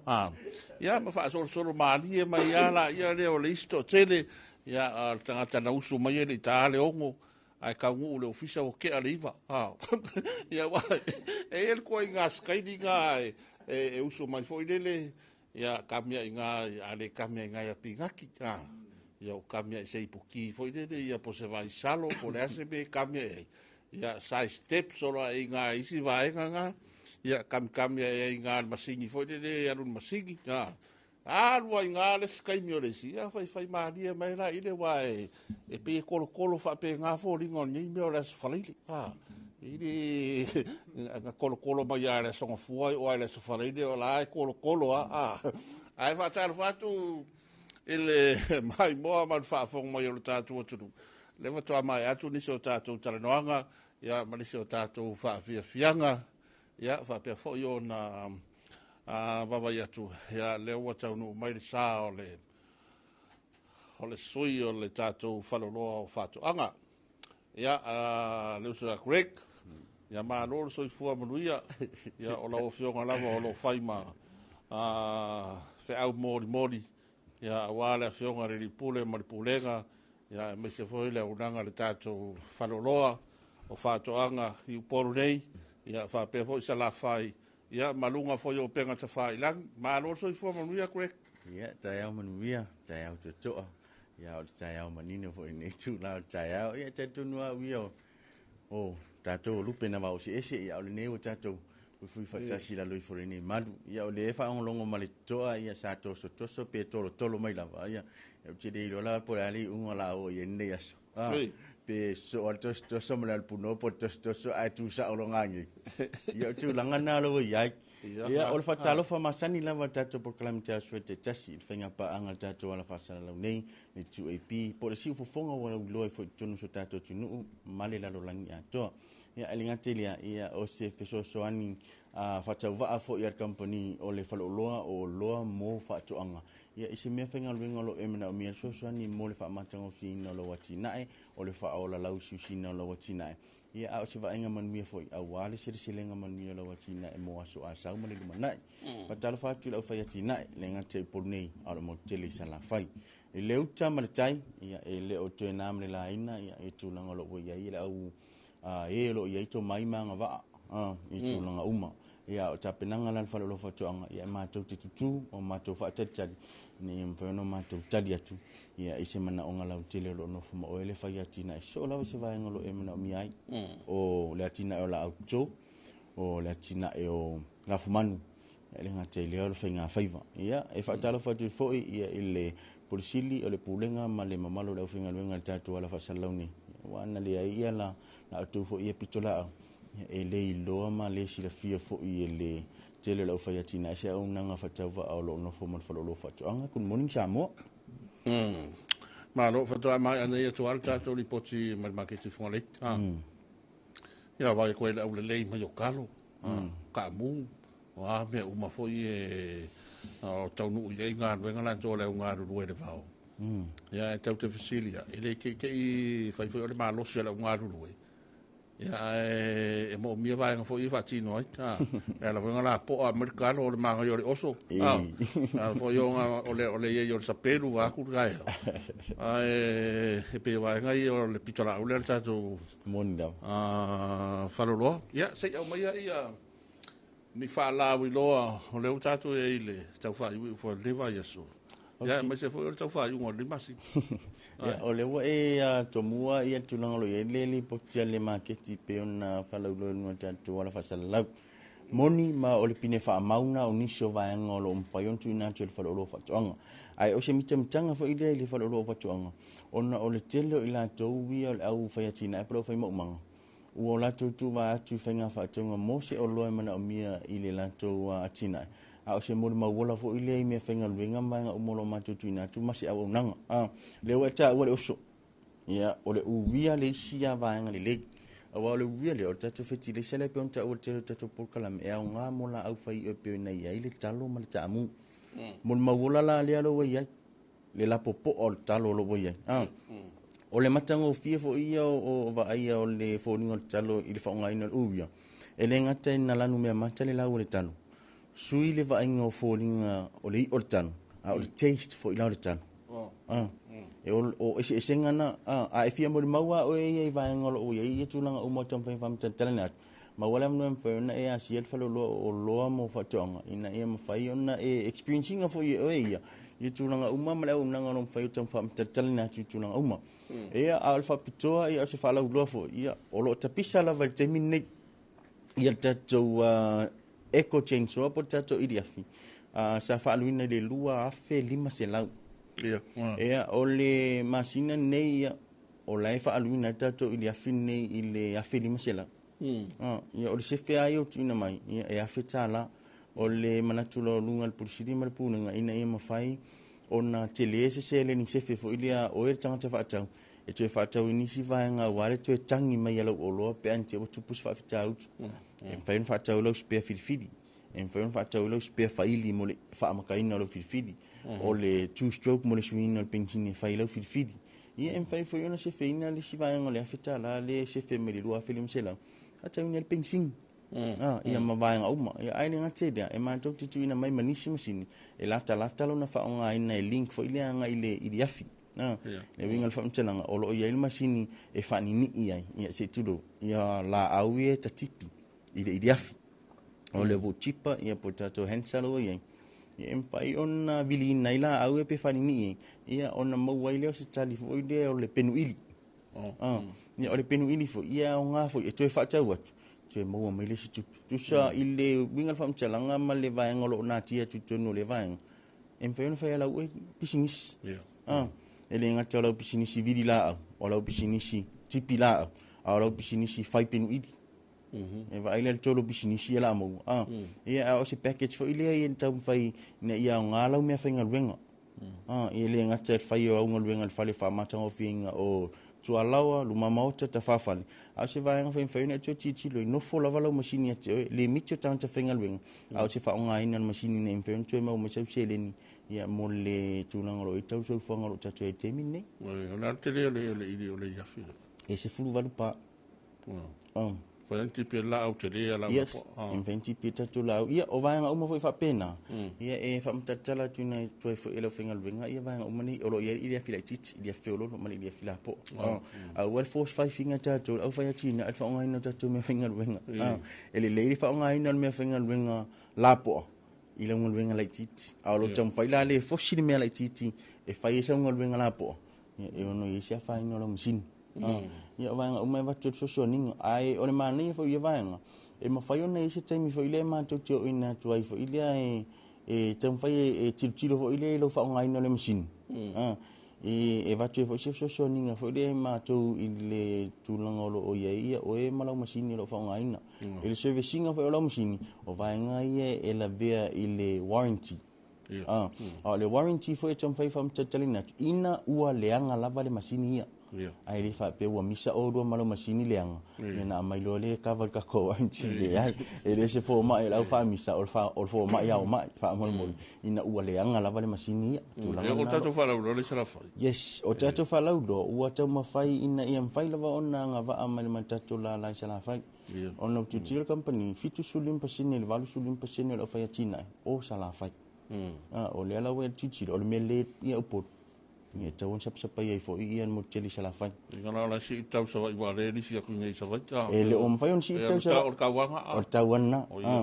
fa pe ye se vai nga pe le tau pe me e tu langa tau na o mi lava numero telefone pe fa pe fia fa mautino ina tau li mata station mo sale longa fa pe la lo o sale longa ai masa salo tau de tau tu po lu li mono va ko vala au mai ya vai se voi mai ya langa lu fa po ka nga ko va le fa pe le va ku ka va ku va ia marca la le la ku de pasi sale longa i fa lo ia va nga na ele pe ta to container mai va e charge le shipping ia mama nga mo pena e fin ka ko kilia mangi ia or ka kolwa ia o le siva nga o mane fa va nga wa singe fa tu mana tu fo ina tam fa e fa la tele la unang a fa pe wa tonu o tu le mo tele sala fa e fa so fa tau fa lo e o mo temina o ni so mo fa wo sioki mala mai na o na place level ora i lo mana o fo i le te wa masa salo e tele te tonu o le mo ne upo deposit la lo selling ai se inga lua team e va afa pe wa tau nei deposit lo tupe va o misa vai ma tu te tu ina tu la va aso nei lo oka ai fa pe nga la ku se va ngol tolu o le va amun mu de ta to fa tau nu o le on ia ala va la lon sa ia fa ta no ai o me cha ia fancela lo va ia la au tu i a min le la i sa longa en fa yon fe tanga ele ai se me finga tai fa lo fa to anga ia afa pe fo we mana o ta ti e piki a tai ele fa ina le va al mon manunga ina ia tu mau lo tali tonu ile au nanga fa lo fa to no la so muli fa tu fa lo e ono ia ile mana tu e fa alwina pen machine a to ala va nei mal se asole machine fo ono to tele ole fa ya china ia o lo ta sanga ina tu langa te selin ile va nga e tu aina mo wala tu seleni ma me pena mo mo ka tira fa fo ina mo me chama ia ole mani foi la va nga i nei ta tu ainga lo item le me tu umma ia po nei ta tu fa no lo i sa ilinga manuia ele ngata ila tu ni samo al fa lo do ole fa luinga no pen fa ilang na fa nga pay mai fa pay mai fa fo ile fa nga ina ta tu o nanga le samo market mai samo.com ia na lo sia sila venga website al vanga dia ne ya uso ia ole fa tino ina foi la le vanga kongi la volo o ko le samo market fa nga ngala nanga fa lo fa tuanga e ma fai foi no ki live samo market ki live sa ola vai lo moto fe la va sita fole tunu olo e la lampa pa au ye au la va o le fa tunu olo mana ia se ngal du ia o fa lo fa tuanga vai ma di mai ta tunu tunu ngalo ye temine malo e ni si dia fe ese mai tu inga le lo tato fa la blo e ile solo e ile pio taf e ile power works ese la vai tu ainga ile afila o ai o tam vai la vai polisi dia mai ile afini ono to telo tato au fa ya tina elo e mai me tu no mau tu sala o mai ka mai fa lo experience la ko fa no mai ya fa nga ro dia mai asu ero dia e kilo vele la ko si sile kuna ngalo ile brand e tal tonu la to le o ma fua ile brand le history for ole au vanga suppliers e mai e brands te chasia e o peo vanga na tilo e ile fa tina so ole ma fau le to telo tanga fa atau ina ne mai maurusele ni fa ia au tulanga au mai fa lo anga fua ia na lo last and longer ole quality le ia o ma fua na mai brand ia i tato experiencing for ia tu ainga brand photo way ole eko ia way longa ole eko mal steel ia mo sa no sia si way for isa tato brand nga ole mariama o ia tato pure tough ia ole power works vele ole ili afi power works no tau e ole ma tato ili afi na ole ma no si el ma sul nga ko fang le ise popolo lo o ye le tau lo langi de ye ile tau so umal pensin tu langa na lo fa tau ina fa lo fa tau ia malo le na na fo yo na mai fa fo mai ta tu no ia tu langa lo tara no ye fa lo ta tu fa lo ia ni se va nga ta se tu ai quick ia ole isi ta tu por calame ia o ta pisel temine tu langa lo ye fun fa vai polo keti fo 1 million wa matautia le wa ko kama wa ko ye wa kuso nga ku va mai e la ko i mo ngi le si menenga uma al mena lo we le kai anga kof si ku malu ya wa makan kai fa coach fo 2 million ngalo wa ua ika le sifagavao le sifagavao kusala lava ku le sifagavao le si vaega koe ki enuga le pusa fagavao ai le fagaaga i le la fai mamea keu fale foi le ai le faaga o le manumanuga le milionga inga ia mafaiga faaga le 2 miliona lea e le la se me por el ka ko fa ko pa or me ya e le opopoli le falolofa tuaga o le mea ia tali atu le mana o se tatu atu o le ia ua o le manei foi na o tatu oloa em fe un teu e o ka fo TV faka fo ile bo ye ka ko fanga fa like ka manga pe mi fu ia wa ma fa nga fa alainga ia nga lo ko fo kon hello solo ya ma wala wa mi fa nga nga le ba kwa ke u fa le kwa ke u do fa mi ke u fa le fa felices ma fa nga me ko ku ka ko TV me ko ku pa la ya ia o va nga umana ma na ia le tali me ni so tatu tu malo ta tala le tu malo ali pata tu pai lunga li pine tono fa lo fa tu anga o le fono fa vai me le polo ke telo miliona ta ua tatu por kala me uma vai tolu se lau fanvao o fangavao ma tolu se lau amino baila au o le tala fa sol pito wa ia ua ese fo le sa ua te inga e kamalo taua sorry le ia malo taua malo ar fai pa anga vale mal fo lo fa tuang tu sala na ye ma fa fo le muta anga na man ngata anga proket vai asoni asolua ko vala au me ko malo ko va kungis fangavao ia wa fura le pak o kingo ese ke mera ko ska ko por kalame foi dia ngo winga solo ko i am kanga ari pakai ku pai lo kau ya le pakai ku pai ia la alfo to fura i ngam fanga to fura i ngam fanga va ia on mana foi nga ka ele ale sit samia le u fanga va ke fa bo pu me ngaska ko eri ngare solo o le mana ia man fa ftai fi ava por siri man mal pulenga o le tali ton winno le olo ia o ne olo ia ko am ka ki o ia le ala wo te man tu ai le tato ave va le le tai so okay kilo nga minga kema ia ai so fa ia gura ka ko fa lo a ora nge wo sa fa pe po ile te ine wala la ku mau nge mun i vai te e au mai sana fanga va ai la ku le ko vai i fanga va no wien ko fa ki e me vai gele i wa vai ya mai ra ele i ka fa foi se wa ri va pe se me foi le ai ro me fa ka mo me ka alu so le se me ka alu so no te on mana ya o le foi wo ye le simon ma wala ta to lo ni fanga va ma ta to vila o tanga te tu ni la o nanga ia ma ta to lo le fa ta win le ala sa fa te ni fa pe te vala o tu kwek o le misi lea o le mamulu lea e le ola le twikar mea le ele tu vala o tu fatu o dia sa ye tatu ele mai va tau fanga fatu e twikar tatu fanga ba o ya fanga ba le ku karang o TV fanga ba ke fale ia mana ia na ia o le na o le tele vai ngor pitala au o le tatu faloloa ia mana au ranga ese ia o vaenga tali mana o le tunu i whataunga me se le wale tūle o le unga arurue e whatoanga ia o le tele vaenga i peo na anga i fo ia tātou taranoanga e meise ia o whalau loa le tātou i le teimi so swani fo i e whaamama venga i li afi whangavao ia wale koe kere se kaimi fo i le pungou raro ki ngā i le kua e vele le vau ia pe alu se kaimi o alu le koi ia wa ku ka ale o mo ri afita fa fe ina nga lwen fa fe ngo fi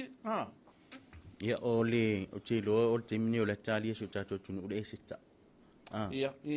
po o ia se fa la lo fa lo fa tanga le seta ia tala no lo le seta o le fa amata ngo fi no lu mama ota o le fa amata ngo fi no malu malu tapua ia o fa le fono fo ia wa ia fon tanga fa urunga fo ia o vaenga i tonu e karesia. Se ia mai la se whaara roma se whapiko ale se tu. O le karen tū solo o iei tonu le whalofa toanga. Sauta mai suo, sauta mai tui, sauta mai piki. Ha matango whiinga, tonga la aua mama. Ia o le nta ua te mua mua le penu iti. Ma kamanga kama i piki kama suo e le kere e whapia. E kere. E whai aku ko la ko kupe fori ngai adwari. E mwhai fwenu tū tonga kanga. Ai kama e whera loa ia maku konga kanga. Ka fwere le lai kiki. Ia le lai kiki. O me whapia e whai ngofia nga. Whapiko e kua lai senge i konga la ko kupe ai avi. Ia ai asa ua pot plants. Manai. Ia mo le whainga o tātou teu. Ia po se ko si fo ile la au fa matango fie ia tonu mata pai fo ia po no mama ota ia awa ia tulanga lo ia po sio fo ia kali sia katoliko lo ko sia ku la po sio ala ku me la au ala mo ko shine me pop plants lo ia wa ma ia mo ki ngor fa lo fa to angana on ma ngai ia ole sis ole tam fai e fa matango fing ole sio mang ole mane fo ile o lo malo lo ine te mau awa malo lo ina ne sio mang e te ia ole malolo ina fo ina fo malolo ia o vainga umana tom fo falo fo tong o vainga cutting tools ia olo o ia mo tato fala ulona po tato fa to mole masina nei ia poleanga tu de seta ia olo vaila au afa pe olo ia laula au lau o keti fo ile o fu na i tato vaila au mo fa fu ina lo o keti ai afa pe olo ia saula au na sa mo e me tu mo e te le o le ni sa mo pe apu ma pe ne mo fa lo fa to nga tang pal pal e o lai ka manga nga va ko ka pal pal nga ko ku u fa fa no lo we le wa kinga e we kam fe ko le up ku u ye mal fa ko up ne va ila ye de o fa ka mi lo la ye le fiti dis nga o la ye le ka manga manga ye ku na ya o nga fo la ke experiencing de esir taste de apuna au mai o ngifil le la ko nga ka pal pal le mo fa lo fa ko nga samo kangola taste wa sumali mali e o foi la le ola ku ngai ngai vai do la yo ama kamu mu mili la won mi nga fu mali apure la kongi ngai fai me va ve querer fa lo fa ngai ki kilo la ye le apunga ai vai su mali le fu la o nga ave e vai aka pe nga o mali va ve su mali le la su mali ka kora au ya ama o le va ve man matango ki yo vai nga na ro mo fa lo tonga la au le ola ni sa mo lo tam fa meto amai sau mo ini samo lo ye tang pala fa ta win fa lo fa chong so ani ya la au ni ele ainda ma ia solta ma ia que le todo la wa ma wa ni se va en olta to tunu